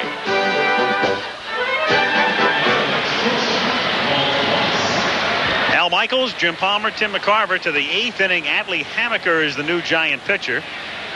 And Walt Weiss leading off for the A's. 0-1 the count. Weiss, and then we're going to see a pinch hitter. Dave Stewart has gone to the clubhouse. He's done after 7. Lance Blankenship has come out on deck. And then we'll see Ricky Henderson. There's a chopper, and it is a fair ball fielded by Oberkfell. Throw too late. So Weiss legs out an infield single. Looked like it may have even bounced off the corner of the plate and high in the air, and so Weiss is on. And Will Clark does all he can. He tries to cheat. Watch him leave the base just a tad early.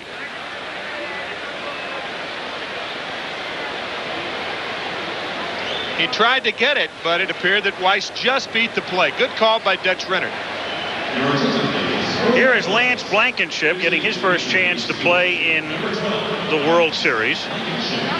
This year, spent some time at Tacoma, 25 games in AAA, 58 games with the A's.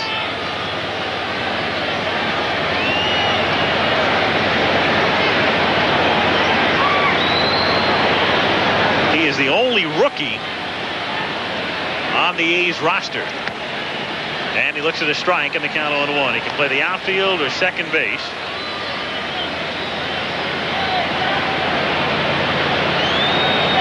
He assumed the role of a utility man with Weiss out with a knee injury for about 65 ball games.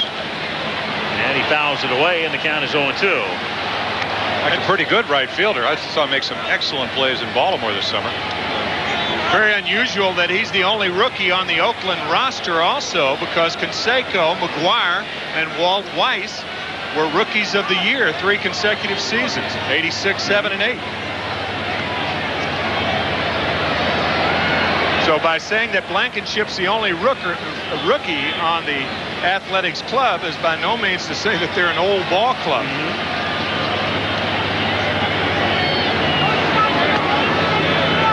1-2. I think they have the makings of dynastic proportions. Yeah, I was just about to say that's going to worry a lot of teams in the American League. Right. 99 wins, 104 last year. And not only that, but as they say with Henderson on deck, they're prouder of what they've done this year. With Canseco gone half the year and Weiss gone half the year, and Eckersley was out for a quarter of the season. And they were able to withstand the challenges of the Royals and the Angels. I mean, for most of the season, you had the 3 best records in baseball, all in the American League West.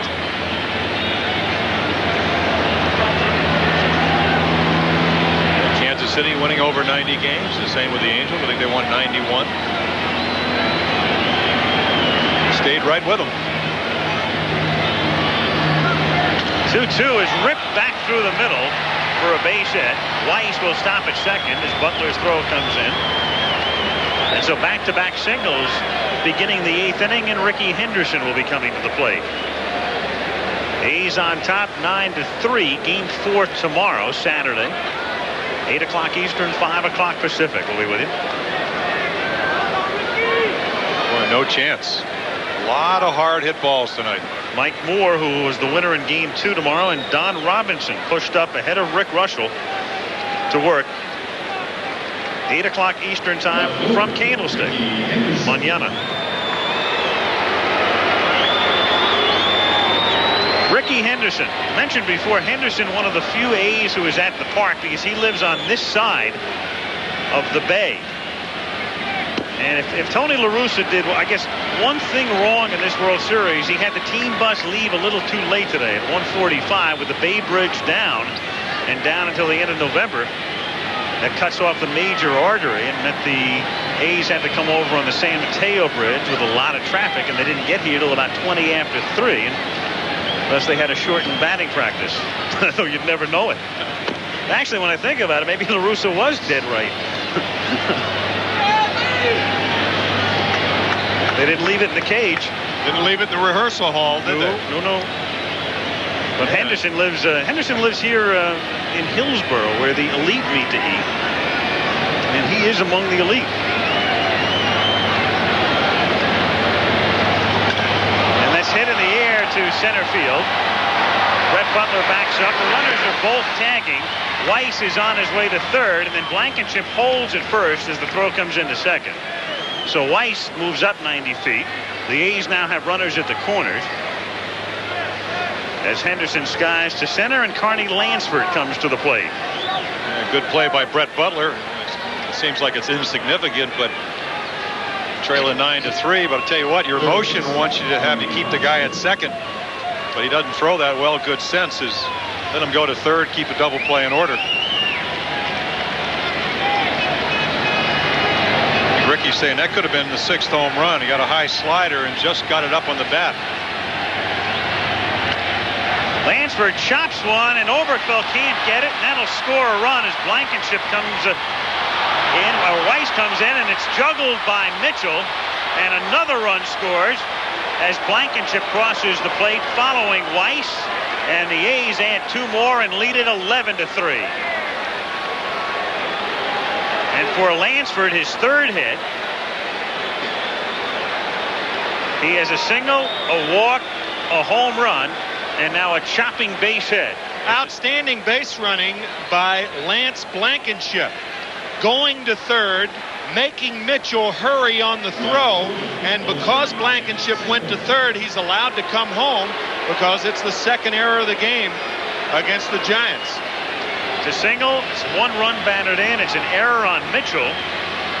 It's 11-3, and the batter is Jose Canseco. Little squibber to short. Williams throws to first, and that's too late as Clark has to come off the bag. And Lansford goes to third. And the two third basemen get together. And it's almost as if Oberkfell said to Lansford, one of those nights, and Carney said, yeah, I know. You can see Williams, he hurries, but Canseco can run. And right here, Clark trying to stay on the base. He is safe. But I tell you what, Lansford, who was at second, went to third. I think Will Clark's thinking, hey, he may go home. Kind of undoubtful in an 11-3 ball game, but I think Will had Lansford on his mind.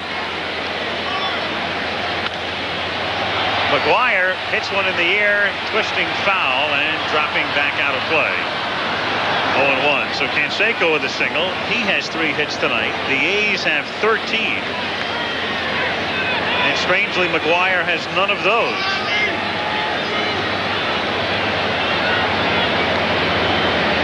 And he's the cleanup hitter. So on a night when they tie the World Series record for most homers in a game, the man in the 4-hole hasn't hit the ball out of the infield. Of course, one of those did a lot of damage. The ball off Scott Garrelts' right side eventually led to Scott leaving the ball game. Barrage of a couple of home runs. 0-2 the count.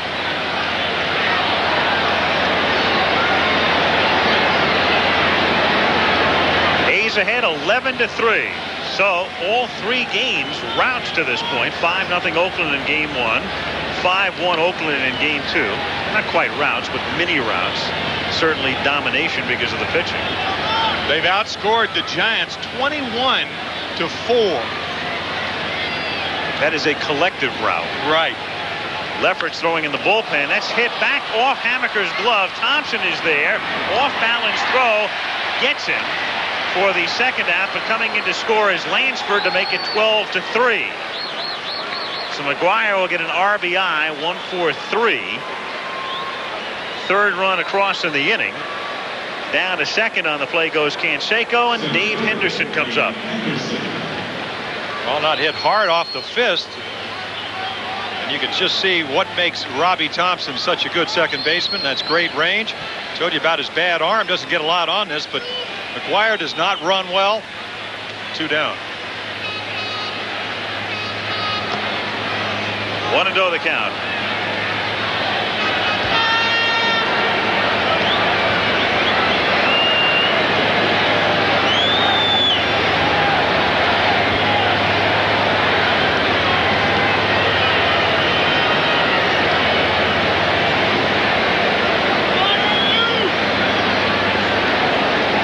Don Robinson in the middle of your picture is the man who goes to the mound tomorrow, and he'll try to preserve a start for the other man who was in your picture, Rick Russell. That's one is sliced foul down the line and back out of play. And the count 1-1. Probably wondering what Don Robinson is thinking about after watching the home run barrage by the A's. But professional pride makes you think you're going to pitch better than your teammates. You're going to learn from their mistakes. They like Don Robinson because he's got such a tremendous competitive nature. Knee problems kept him from pitching as much as he'd like. Well, with a 12-3 lead, Dave Henderson finds a way to go to first base the hard way. And I'll tell you what, somebody from San Francisco is going to go down next inning because this is a purpose pitch. Yeah, earlier in the game, it didn't appear to be intentional, but this one appears to be certainly more intentional than earlier. Yeah, you know, if you're Tony La Russa, you don't want to see your guys get hit. You know, also, you don't want to get in a throwing contest because what happens, most guys get hurt. I mean, either one on somebody on your team or whatever. But the one thing Tony will not stand for is guys throwing at Dave Henderson's or McGuire's or Canseco's. You just can't let it happen.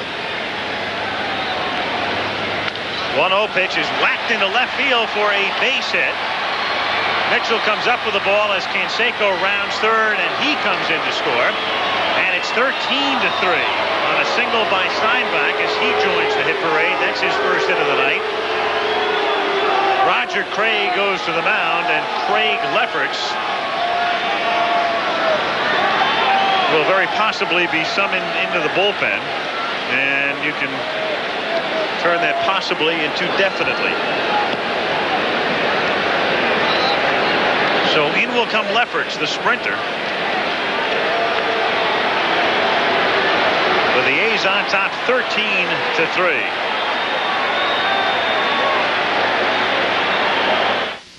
Most men won't even discuss it with their wives, but when they start losing their hair, they talk about it with me. I say, don't waste your time with those miracle formulas. The Food and Drug Administration says there's no proof that they grow hair. The thing to do is to see a doctor. Doctors have the only treatment programs that are proven to work. Men listen because they know I'm making sense. After all, I'm a doctor. Only your doctor has treatment programs that work. So see your doctor or call this toll-free number. Well, fans, it all comes down to this moment. This is where it all gets decided. Johnson steps in, checks the signs, makes a few adjustments. This is a classic confrontation. He's digging in. Here's the delivery. And there it goes. He's going back, way back. It is going. It is gone. Pepsi, a generation ahead. The ball game's over. Introducing the 1990 Toyota Celica. Its totally new shape will please your sense of design. And the way it moves will stimulate your sense of excitement. The all-new Toyota Celica.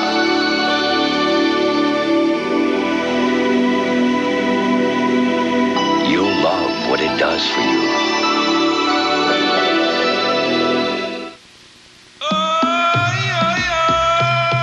This is the shop of Samsat Bazaar, a thriving establishment on the outskirts of Bangkok. Unlike other international executives, he has no phone system, no computers, not even a fax machine. He does, however, enjoy one modern and efficient service nearly 4 billion people in 175 countries today can take for granted. UPS. We run the tightest ship in the shipping business. Behind the closed doors of Richard Nixon's White House, a private look at the fall of an American president. AT&T presents The Final Days, Sunday.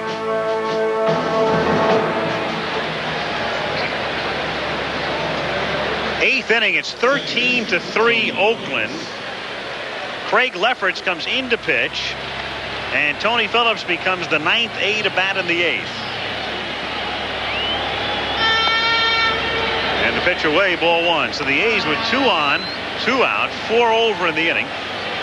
Ricky Henderson's mom, Bobby, she moved recently, had a new phone installed, gave her son the number and said, Ricky, don't lose that number. Oh, no, stop it. Yeah, well, it's 13-3. What do you want?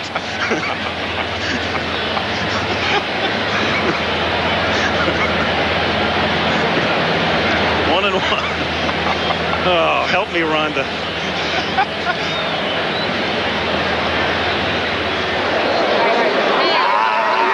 That is Ricky's brother, Tyrone.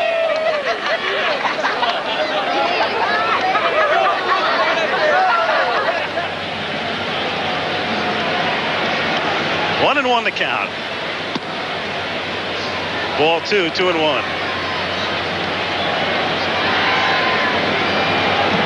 Tyrone loved that line. Yeah. So did Dave Henderson. So did Dave, yeah, right. Guess which team's ahead? That's hit in the air to center field. Brett Butler is there. And he makes the catch. But the A's bat around in the eighth. They had 4. And at the end of 7.5, it's 13-3 Oakland. How to get your package through a Mediterranean storm.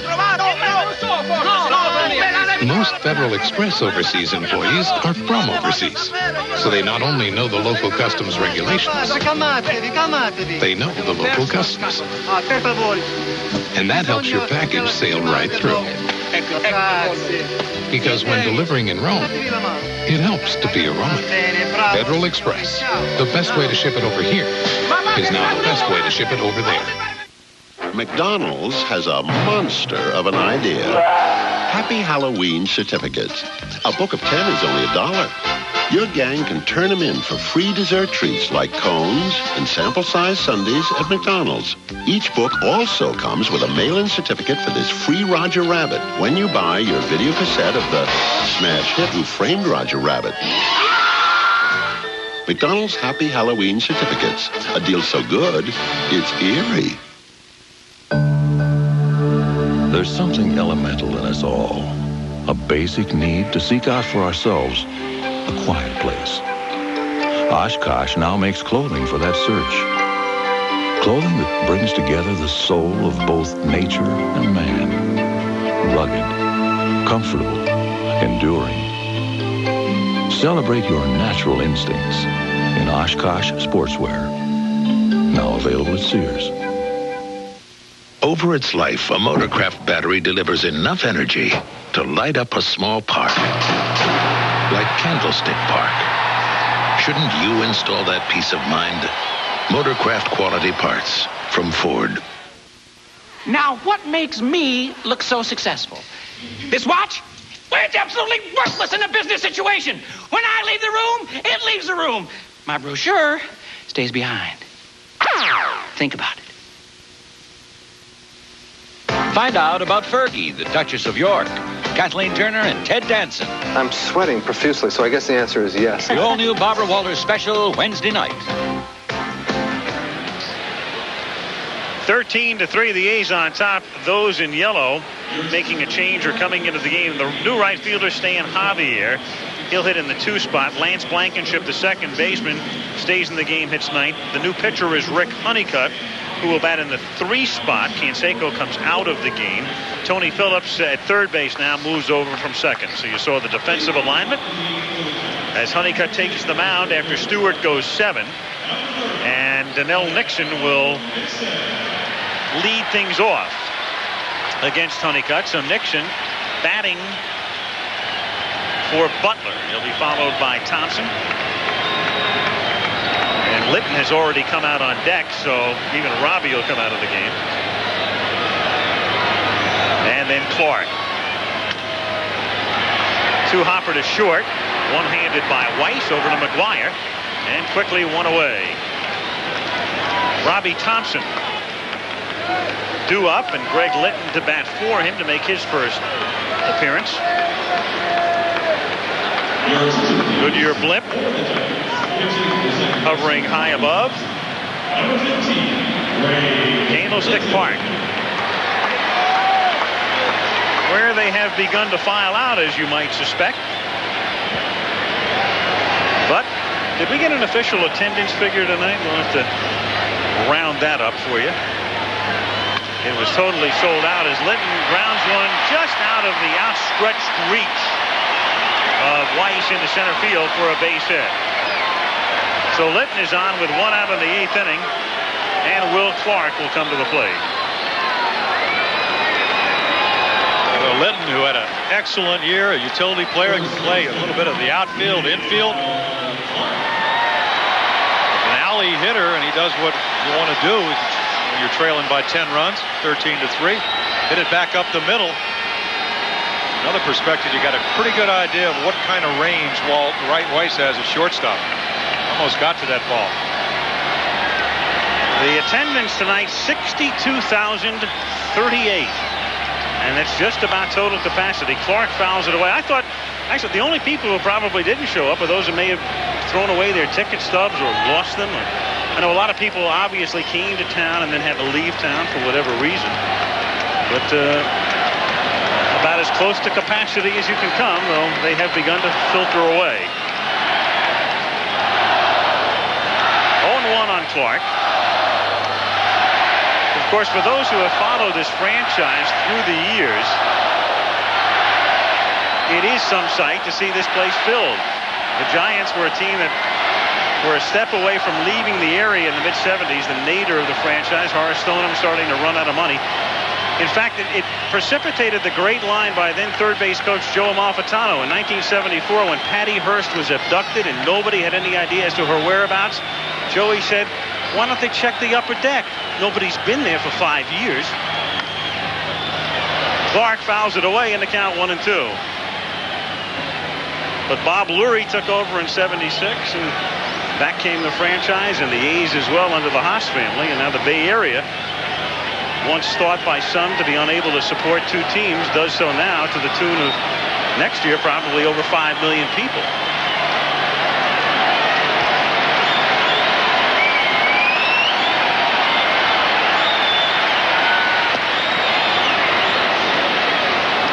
Will Clark runs into Rick Honeycutt. Joe DiMaggio next to Bobby Brown. And Joe, and you've probably been reading about him with his home in the Marina District, but he is now, we understand, able to move back into it. I'm not sure he is in it, but I know he is able to. The house has been checked. Will be without natural gas for about 5 months, though. Some of the pipeline's still broken.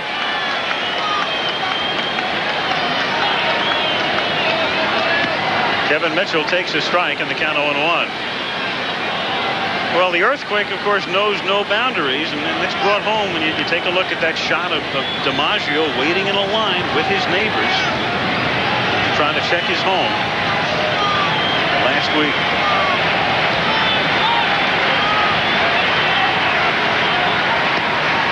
One and one.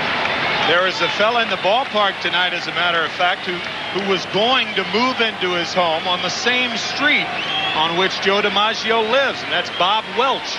He was going to move in November 1st. Cosmetic damage done to his home. Grounded to Phillips at third. He waits for Blankenship to get over for the force, and the Giants are done in the 8th. On to the 9th, 13-3 in front of Joe D. Hi. Oh, I haven't seen you guys in so long. Well, we can never agree on a restaurant, right? Hey, I ordered already. I found us a great wine. Oh, a decision maker. Oh, this is wonderful wine. I had this at David's. I served this at my place. It was a big hit. You guys, I was hoping you hadn't tried it yet. Oh, come on. Look, we finally found something we all agree on, you know? I mean, when was the last time that happened? Ernest and Julio Gallo invite you to try White Grenache. It will change the way you think about Gallo. I gotta meet her. Down, boy. Well, it's now or never. Attention, shoppers. You're at a romantic dinner at her place. Candlelight, wine, something with a little spinach in it. And for dessert, humble pie. She sees your dandruff. I don't have dandruff. Fine. Use your regular shampoo. I can't have dandruff. Aisle 9. You mean you use Head and Shoulders? Yeah. But you don't have dandruff. Right. Neither will she. Head and Shoulders. Hi. Because you never get a second chance to make a first impression. There are a lot of guys out there with bulging biceps. There are a lot of guys out there with 21-inch necks. There are a lot of guys out there with bad intentions. But there's only one guy out there who can beat all those guys up, and that's Mike Tyson. These days, he does his best work on HBO. Nobody brings it home like HBO. Oh, sorry. I guess I'm old-fashioned. I think people should be able to eat good food without spending much money. Excuse me. So Wendy's is introducing a new super value menu. Oops. Everything on it is at a special low price. Biggie drinks, biggie fries, chili, including our new junior bacon cheeseburger. Delicious food that leaves change in your pocket. Oh. What do you have to know to get a seat around here? Come try the super value menu at Wendy's. Heisman Trophy candidate Anthony Thompson leads Indiana into Michigan to face the 5th-ranked Wolverines. Big Ten rivals kick off an ABC college football doubleheader Saturday.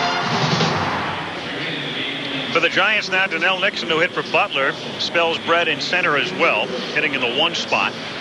Greg Litton, who batted for Robbie Thompson, takes Robbie's spot at second. Hitting in the 2 spot, Kurt Manwaring comes in to catch. Terry Kennedy is done for the night. Kurt hitting in the number 7 spot. And to the 9th inning we go. 13-3 A's. Craig Lefferts delivers to Walt Weiss. Ball 1. 1-0 the count. Weiss hitting for the 5th time in the game, and when your number 8 hitter comes up 5 times in the game, you know you've had a big night. Dennis Eckersley. Not much to do tonight. No saves on this horizon. 2-1. Tell you, the more you think about it, when Dave Henderson was hit in the top of the 8th inning, Rick Honeycutt didn't retaliate in the bottom of the 8th inning, and I think that was a very shrewd move. And the reason, I think literally you let sleeping giants lie in this particular instance. I mean, the A's have just blown the Giants out 3 games in a row, and they don't want them to get off the mat. Nope, not at all. You're exactly right. There's Litton underneath it with Maldonado in the neighborhood. 1 away. Weiss is gone. Blankenship comes up. Roger Craig looking as much like Lyndon Johnson as ever. And we can tell you this telecast is presented by authority of Major League Baseball. May not be reproduced or retransmitted in any form without the express written consent of Major League Baseball. So this World Series, after the long and unprecedented and tragic, of course, delay, resuming and really picking up where it left off. Domination by the A's. And his life kind of comes back to normal. Baseball is back, and football played in the Bay Area by the colleges and by the 49ers. I guess we really knew it was back a week after the quake last Tuesday, when a local insert in the morning news show here had as its lead Zsa in her impending sentence. I guess that really brought it back to reality, huh? Sure did. 3 days in the jail of your choice. I wonder if they have room service. 2-1. Yeah, that was her biggest concern. She didn't want to eat fattening food.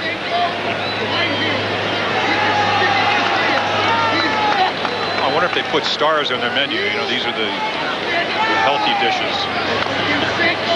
A little squiver off to the right of the mound, and it's overrun by Lefferts, and then Clark's sweep nets nothing but air, and Blankenship is aboard again. So Lance, who pinched it in the 8th inning and singled, will not get a base hit this time. They're going to charge Lefferts with an error. Third error, and it is a tough play because Blankenship, we've already seen his speed on the bases. Craig Lefferts knows he has to hurry. You see Clark with a abort late tag right here. He's going to take it himself. Doesn't come up with it. Be the third error. Now Ricky Henderson up for the 6th time in the game. Looks for the strike. Tell you, if the Giants continue to play like this and the A's continue to play like this, the Athletics are going to be in the driver's seat like Zsa. Also. All right. And they'll be getting all that new jewelry as well. And the Giants will now be faced with a task that no team has been able to accomplish. Down zip 3 and win the World Series. In fact, win any postseason series, including the playoffs.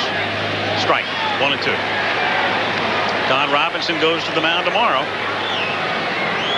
He would have pitched in the original Game 3 the night of the quake. Bob Welch would have pitched in the original Game 3 the night of the quake, and each pushed back.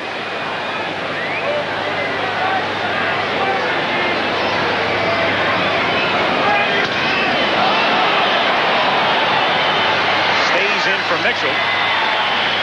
Blankenship gets back to first. Henderson hit that one off the end of the bat and still gave it a pretty good ride. 2 down.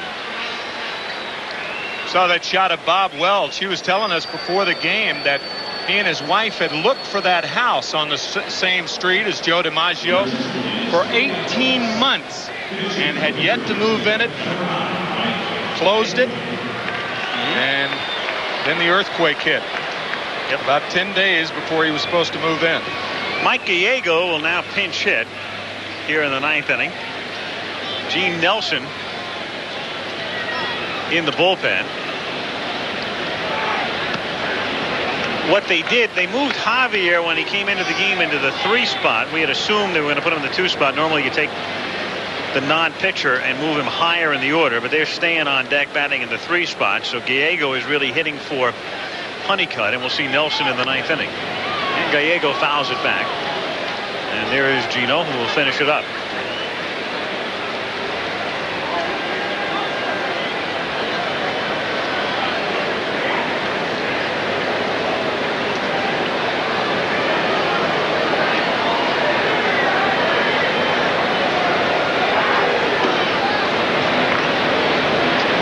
One and two.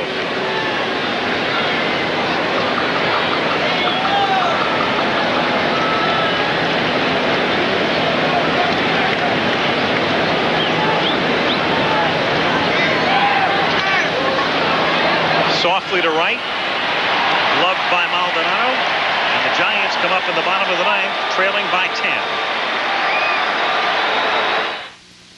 I love what you do for me, Toyota. I love how you set me free, Toyota. Whether it's car of the year, truck of the year, most trouble-free, or #1 in customer satisfaction, Toyotas are always being singled out. No wonder there are more Toyotas on the road today than any other import. I love what you do for me, Toyota.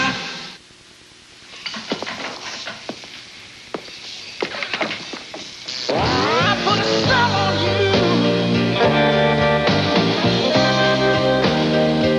Miller Genuine Draft. I was hoping you'd say that. Cold filtered, never heat pasteurized. Miller Genuine Draft. For those who've discovered its real draft taste, the world is a very cool place.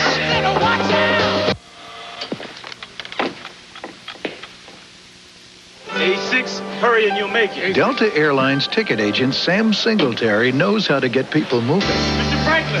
Franklin, your bag. But sometimes he has to show off a few moves of his own. The kind of moves that made him a first-string halfback. Sam Singletary shares a feeling with everyone at Delta. He loves what he's doing. And it shows. We love to fly. He's the kid. And it shows. McDonald's has a monster of an idea. Happy Halloween certificates. A book of 10 is only $1. Your gang can turn them in for free dessert treats like cones and sample-sized sundaes at McDonald's. Each book also comes with a mail-in certificate for this free Roger Rabbit when you buy your video cassette of the smash hit Who Framed Roger Rabbit. McDonald's Happy Halloween certificates. A deal so good, it's eerie. From now on, nobody uses a drop of water in this house without written permission from me. They don't use this much water at SeaWorld. Family Matters, next Friday. Candlestick Park, 13-3. How about this game in microcosm? Dave Henderson, Tony Phillips, Jose Canseco, Hindu again, and Carney Lansford. 5 home runs. Dave Stewart, meanwhile, pitches well enough, and the A's are 3 outs away from being 1 game away from their first world title since 1974. Ken Oberkfell is the batter. Funny, the last time a team scored 13 runs in a World Series game, the Cardinals did it against Milwaukee in 1982, and there's the new defensive alignment for Oakland. In that game, in that 13-1 Cardinal win over the Brewers, Oberkfell was a Cardinal. So he's seen it from both ends. I think that was game 6 in St. Louis. John Stupor, the winning pitcher, and he pitched a complete game with about a 3-hour rain delay in that ballgame. Meanwhile, the Giants on the short end of the biggest run output in World Series history. The Yankees scoring 18 in a game in 36. Yankees got 16 against the Bucks in 60, but of course Mazeroski ended that World Series with a dramatic home run and a Pirate title. 3-1 on Oberkfell. Will Clark, he was 1 for 4 tonight.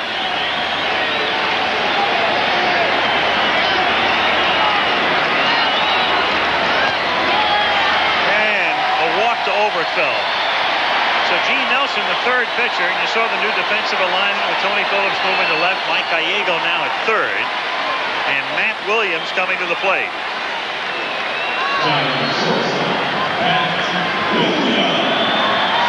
Giants 3 runs tonight, but only 6 hits. And what that means is the Giants have 15 hits in almost 3 complete games. 2 extra base hits, a homer and a double in 3 games. 0-1 on Williams.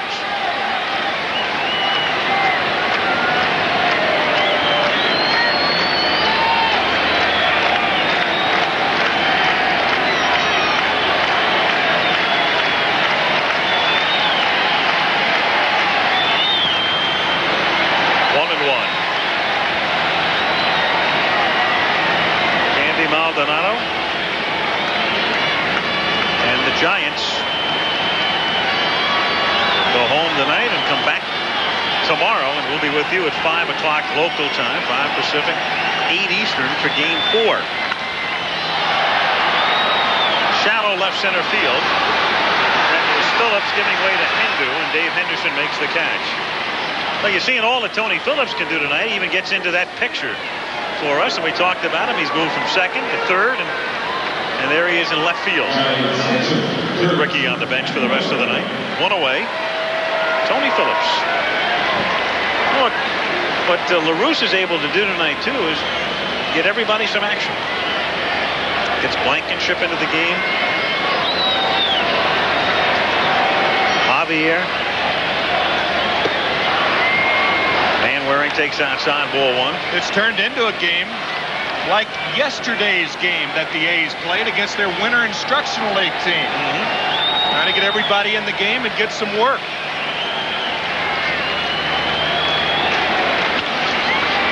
Little looper to shallow right field, and coming in and not able to make the catch is Javier, as Van Waring almost runs up the back of Overquell, who winds up finally at third with Van Waring at second. So a little dunker down the line winds up as a double. It's the Giants' 3rd extra base hit of the World Series. And with runners at second and third, Bill Baith comes up to bat for Lefricks. The reason Oberkfell pulls up is because of Javier's excellent speed. He almost makes the play. He's played a lot of center field, a lot of right field when Canseco was injured early in the year with a wrist injury. He almost turned a double into an out. Ken held up, almost got run right by. Bill Baith. He's the answer to a trivia question. He and a couple of others who have both performed for the A's and the Giants. He was with Oakland in 86 and 39 games. And this year up and down between here and Phoenix. And Roger Craig really loves his bat. Hurt his shoulder a couple of years ago. Snapped his collarbone in 2 in winter ball. So his throwing has been a problem, but they think he may be starting Giant catcher in 1990. There's a high drive to deep left field. Tony Phillips goes all the way back, and that one is gone.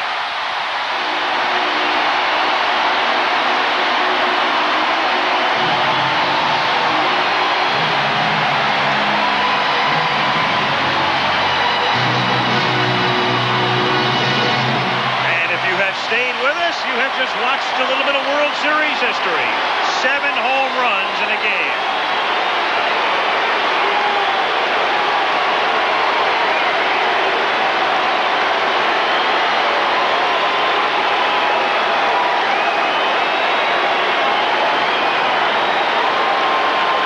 First World Series at bat for Bill Baith. A 3-run homer, regardless of the score. Feel pretty good about that, huh? First World Series at bat, a 3-run homer.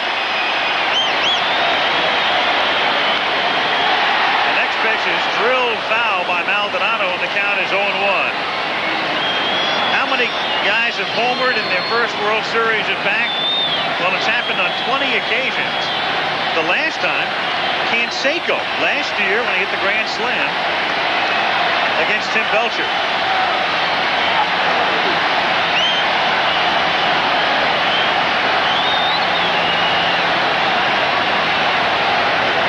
Now, meanwhile, of all things, don't ask me why, the lights are out in deep right center field. I don't think that has anything to do with any sort of a tremor or whatever. We've not felt a thing. And in fact, in all of the years I have come to this park, it is not that uncommon to see a light bank go out. So I don't think it's anything necessarily more than some sort of localized problem. But it's enough so that it does change it to the extent that the plate umpire Vic Voltaggio and Roger Craig will get together.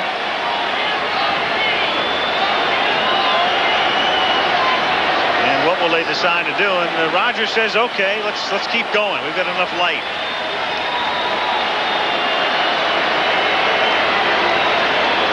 What Roger's looking for, though, right now is the light at the end of this tunnel.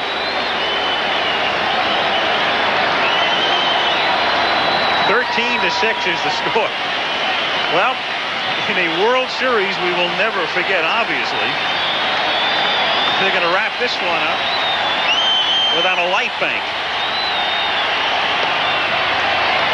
1-1 to count.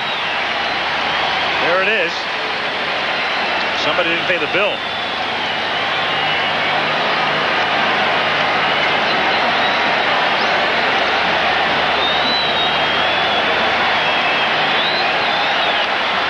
Away. Meanwhile, the crowd in the upper deck in center field lighting matches, flashlights. A lot of people came with flashlights tonight.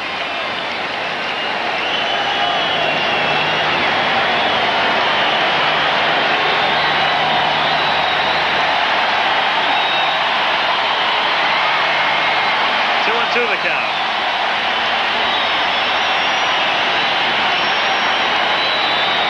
Like the backdrop for Twinkle, Twinkle, Little Star here. And called strike three. And Maldonado would like to blame it on the lights, but he's blaming it on Voltaggio.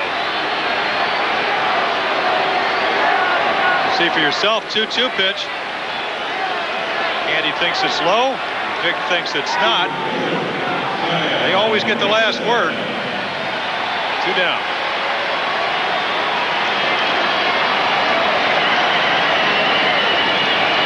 Nixon is at the plate with 2 out in the 9th inning.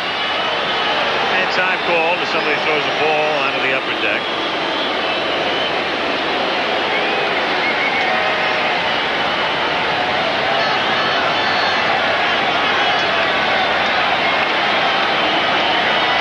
And Weiss makes even that play flawlessly, as the A's have done defensively through the whole series. 1-0 the count. The only error the A's have made on the first play of the game back in game 1, that was Dave Stewart's throwing error. Yeah, it's amazing. I'm looking at all of these flashlights. It's incredible how many people brought flashlights to the game tonight. I mean, they brought the emergency kit right with them. The ballpark twinkling. And it's grounded in the center for a base hit.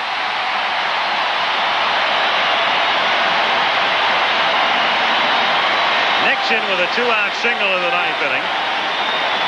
And Greg Litton comes to the plate.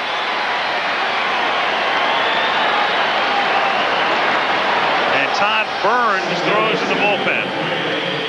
And Dave Duncan's going to visit the mound.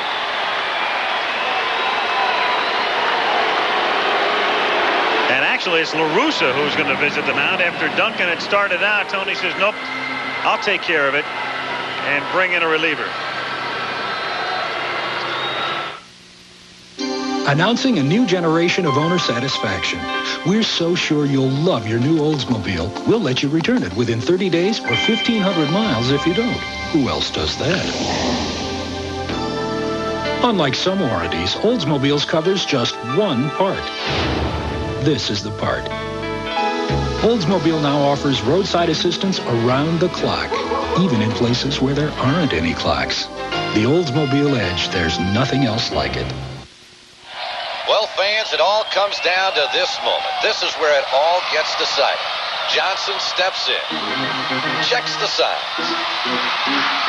makes a few adjustments. This is a classic confrontation. He's digging in. Here's the delivery. And there it goes. He's going back, way back. It is going. It is gone. Pepsi, a generation ahead. The ball game's over. IBM technology is helping to explore the Earth's crust. Conventional methods probe to about 5 miles. But at Cornell University, an IBM supercomputing system analyzes seismic data at such high speed, geologists are now charting the Earth's crust 20, 25, even 30 miles deep. In geology, in other sciences, and in business, supercomputing is another example of IBM technology at work.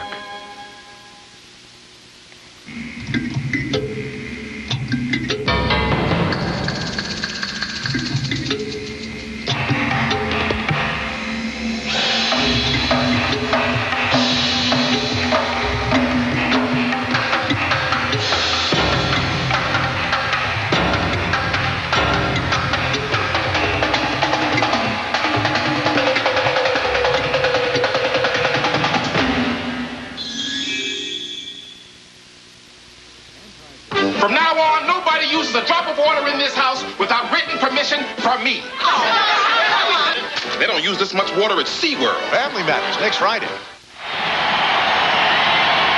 Greg Litton to hit here in the 9th inning, facing Todd Burns. The A's are an out away from wrapping it up. They lead 13-6. The Giants have Nixon at first base. 2 down. And the pitch away for ball 2.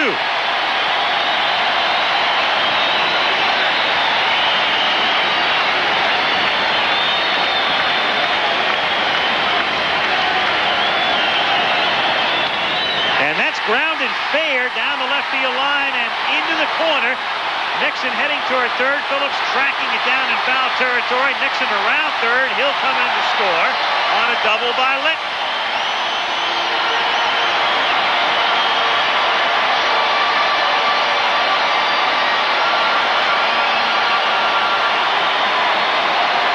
So it is 13-7. And Will Clark comes to the plate.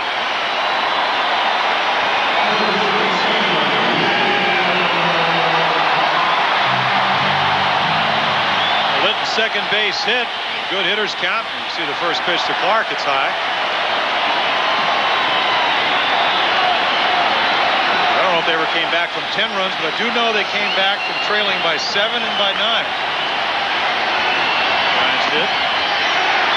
In the regular season in Cincinnati, in a game in which they'd taken most of the regulars out, they came back and at one point were down 8-0 in that game, and then they erased a 7-run Dodger lead in September as well. Matt Young is in the bullpen. In that game in Cincinnati, Will Clark was taken out for a rest, and Mike Alaga, a first baseman that is not on the San Francisco roster, figured prominently in that game. Had a game-winning 2-run homer. And he also had a huge 3-run double off Hershiser in a 3-2 victory in September, and Clark has walked. So, runners at first and second, and this walk in the park has become a little something different for La Russa and Dennis Eckersley. All of a sudden goes to the bullpen, and Dave Duncan goes to the mound. If nothing else, this is not what La Russa wanted to happen, in the sense that if he gets Eckersley up, he wants him to pitch. He doesn't want to waste him throwing on a night when he doesn't pitch. He's real careful about that, but he doesn't have that luxury right now. He's got to get him up.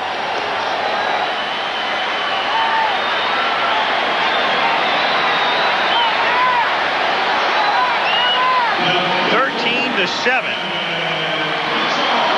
In the 9th inning, the Giants have hit around.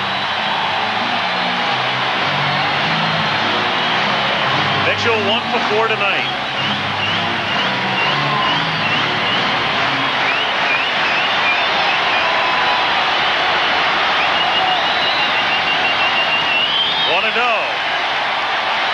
So maybe the Giants have found the secret. Just turn out a bank of lights in center field.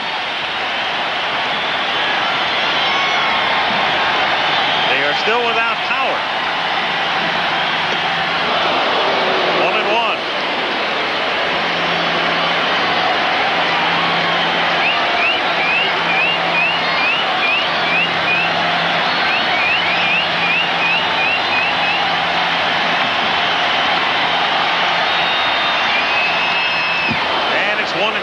So Burns is within a strike now.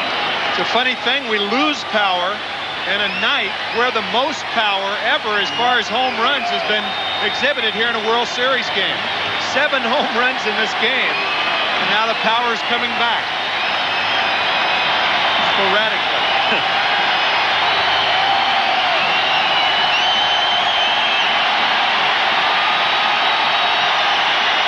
1-2 on Mitchell. Breaking pitch, lifted to left field, but right toward Phillips, who has to back up, and that's it.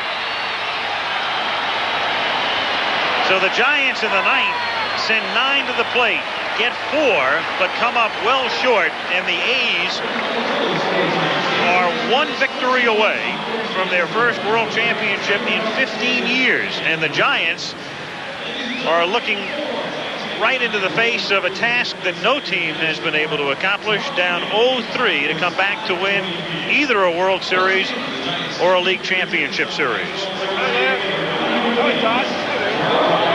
So on a night when a new record is set for most home runs in a World Series game, a total of 7 on this winless night at Candlestick Park, Don Robinson is faced with the task now tomorrow of keeping the Giants alive, and he's down on the field with Joe Morgan. Joe? Thank you, Al. Donnie, I feel that of all the Giants starters, you're probably best suited to pitch against the A's down 3-0. How do you feel about tomorrow's start? Well, Joe, you know our backs are against the wall now, and I got to come out tomorrow and try to throw some quality pitches. Hopefully we can grab a lead early, and hopefully that we can just play better than what we did tonight. You see anything different in the scouting report that you want to try tomorrow? Well, you know, they're hitting the ball pretty well. I think tonight, without the wind blowing, a lot of balls went out of the ballpark tonight that wouldn't have on a normal night here. So hopefully for me tomorrow night that the wind will be blowing and it'll be a regular Candlestick night. How's your knee? Well, I won't know that until I warm up tomorrow. Hopefully it'll be okay. Thanks and good luck. Thanks, Joe. Back to you, Al. All right, thank you, Joe. And, of course, the big man tonight for the Oakland A's, big man among many, Dave Henderson. He began the night by hitting a ball off the top of the fence, Pat Sheridan leaping. He was there vertically but not horizontally as it bounced off the pipe and came back, and that double scored 2 runs to put Oakland on top. Then in the 4th inning, Henderson leading off against Scott Garrelts hit this drive to right center field that was gone. And then in the 5th inning, after Canseco had hit a 3-run homer, Henderson hit that shot and it was gone. He subsequently hit into a double play, and then he was made to pay a price in the 8th inning when he was hit by a pitch. And Hindu is with Gary Thorne. Gary? Thank you, Al. Hindu can do. That's the sign in Oakland in the outfield, and Hindu did tonight. Congratulations. Thank you very much. It was a whole team effort, and, a lot of guys pitched in, and we hit the ball well tonight and, put 11, 12 runs on the board. And makes it easy for the whole team. You were just saying it's a matter of timing. You make some outs, too, but tonight the timing was perfect. I think that's the name of baseball. You can go 0 for 4 and you get a base hit in the 9th inning to win it, you're a hero. Look, you guys didn't even take batting practice today, or it had to be shortened because you couldn't get over here in time, and still pounding the ball. Now, everybody was saying after the delay the hitters would suffer. Not so. Well, I think it's an individual thing, and, with me, a little time off helped because I wasn't hitting, the first couple of games, and it just helped me to get my mind straight and take a few days off and, get my swing back. Sometimes you have premonitions of nights like this. Did you feel you were going to have a good offensive night? Anything particular the night before the game? No, not at all. I thought I was going to catch a ball over the fence and rob a home run and, make a few great defensive plays, and, it'd be a 2-1 ball game, and, I come out smelling like a rose. Hindu did. Thanks. Congratulations. Thank you. Al? All right, thank you, Gary. Well, that's the story from Candlestick Park. There are the salient numbers. Al Michaels along with Jim Palmer and Tim McCarver. And that'll do it for tonight, where the A's win it by a score of 13-7. And here's a reminder that tomorrow ABC's College Football presents exciting doubleheader action. First, at noon Eastern time, Indiana meets 5th-ranked Michigan. Then at 3:30 Eastern, regional coverage begins. You'll see either Washington against UCLA or Ohio State taking on Minnesota. Then tomorrow night on ABC Sports, back we come from Candlestick Park for Game 4 of the 1989 World Series. Our coverage begins at 8 o'clock Eastern time, 5 Pacific tomorrow. Now, except on the West Coast, stay tuned for ABC News Nightline, which follows your late local news over most of these ABC stations. Aerial facilities provided by the Goodyear Tire and Rubber Company. We'll talk to you tomorrow from San Francisco.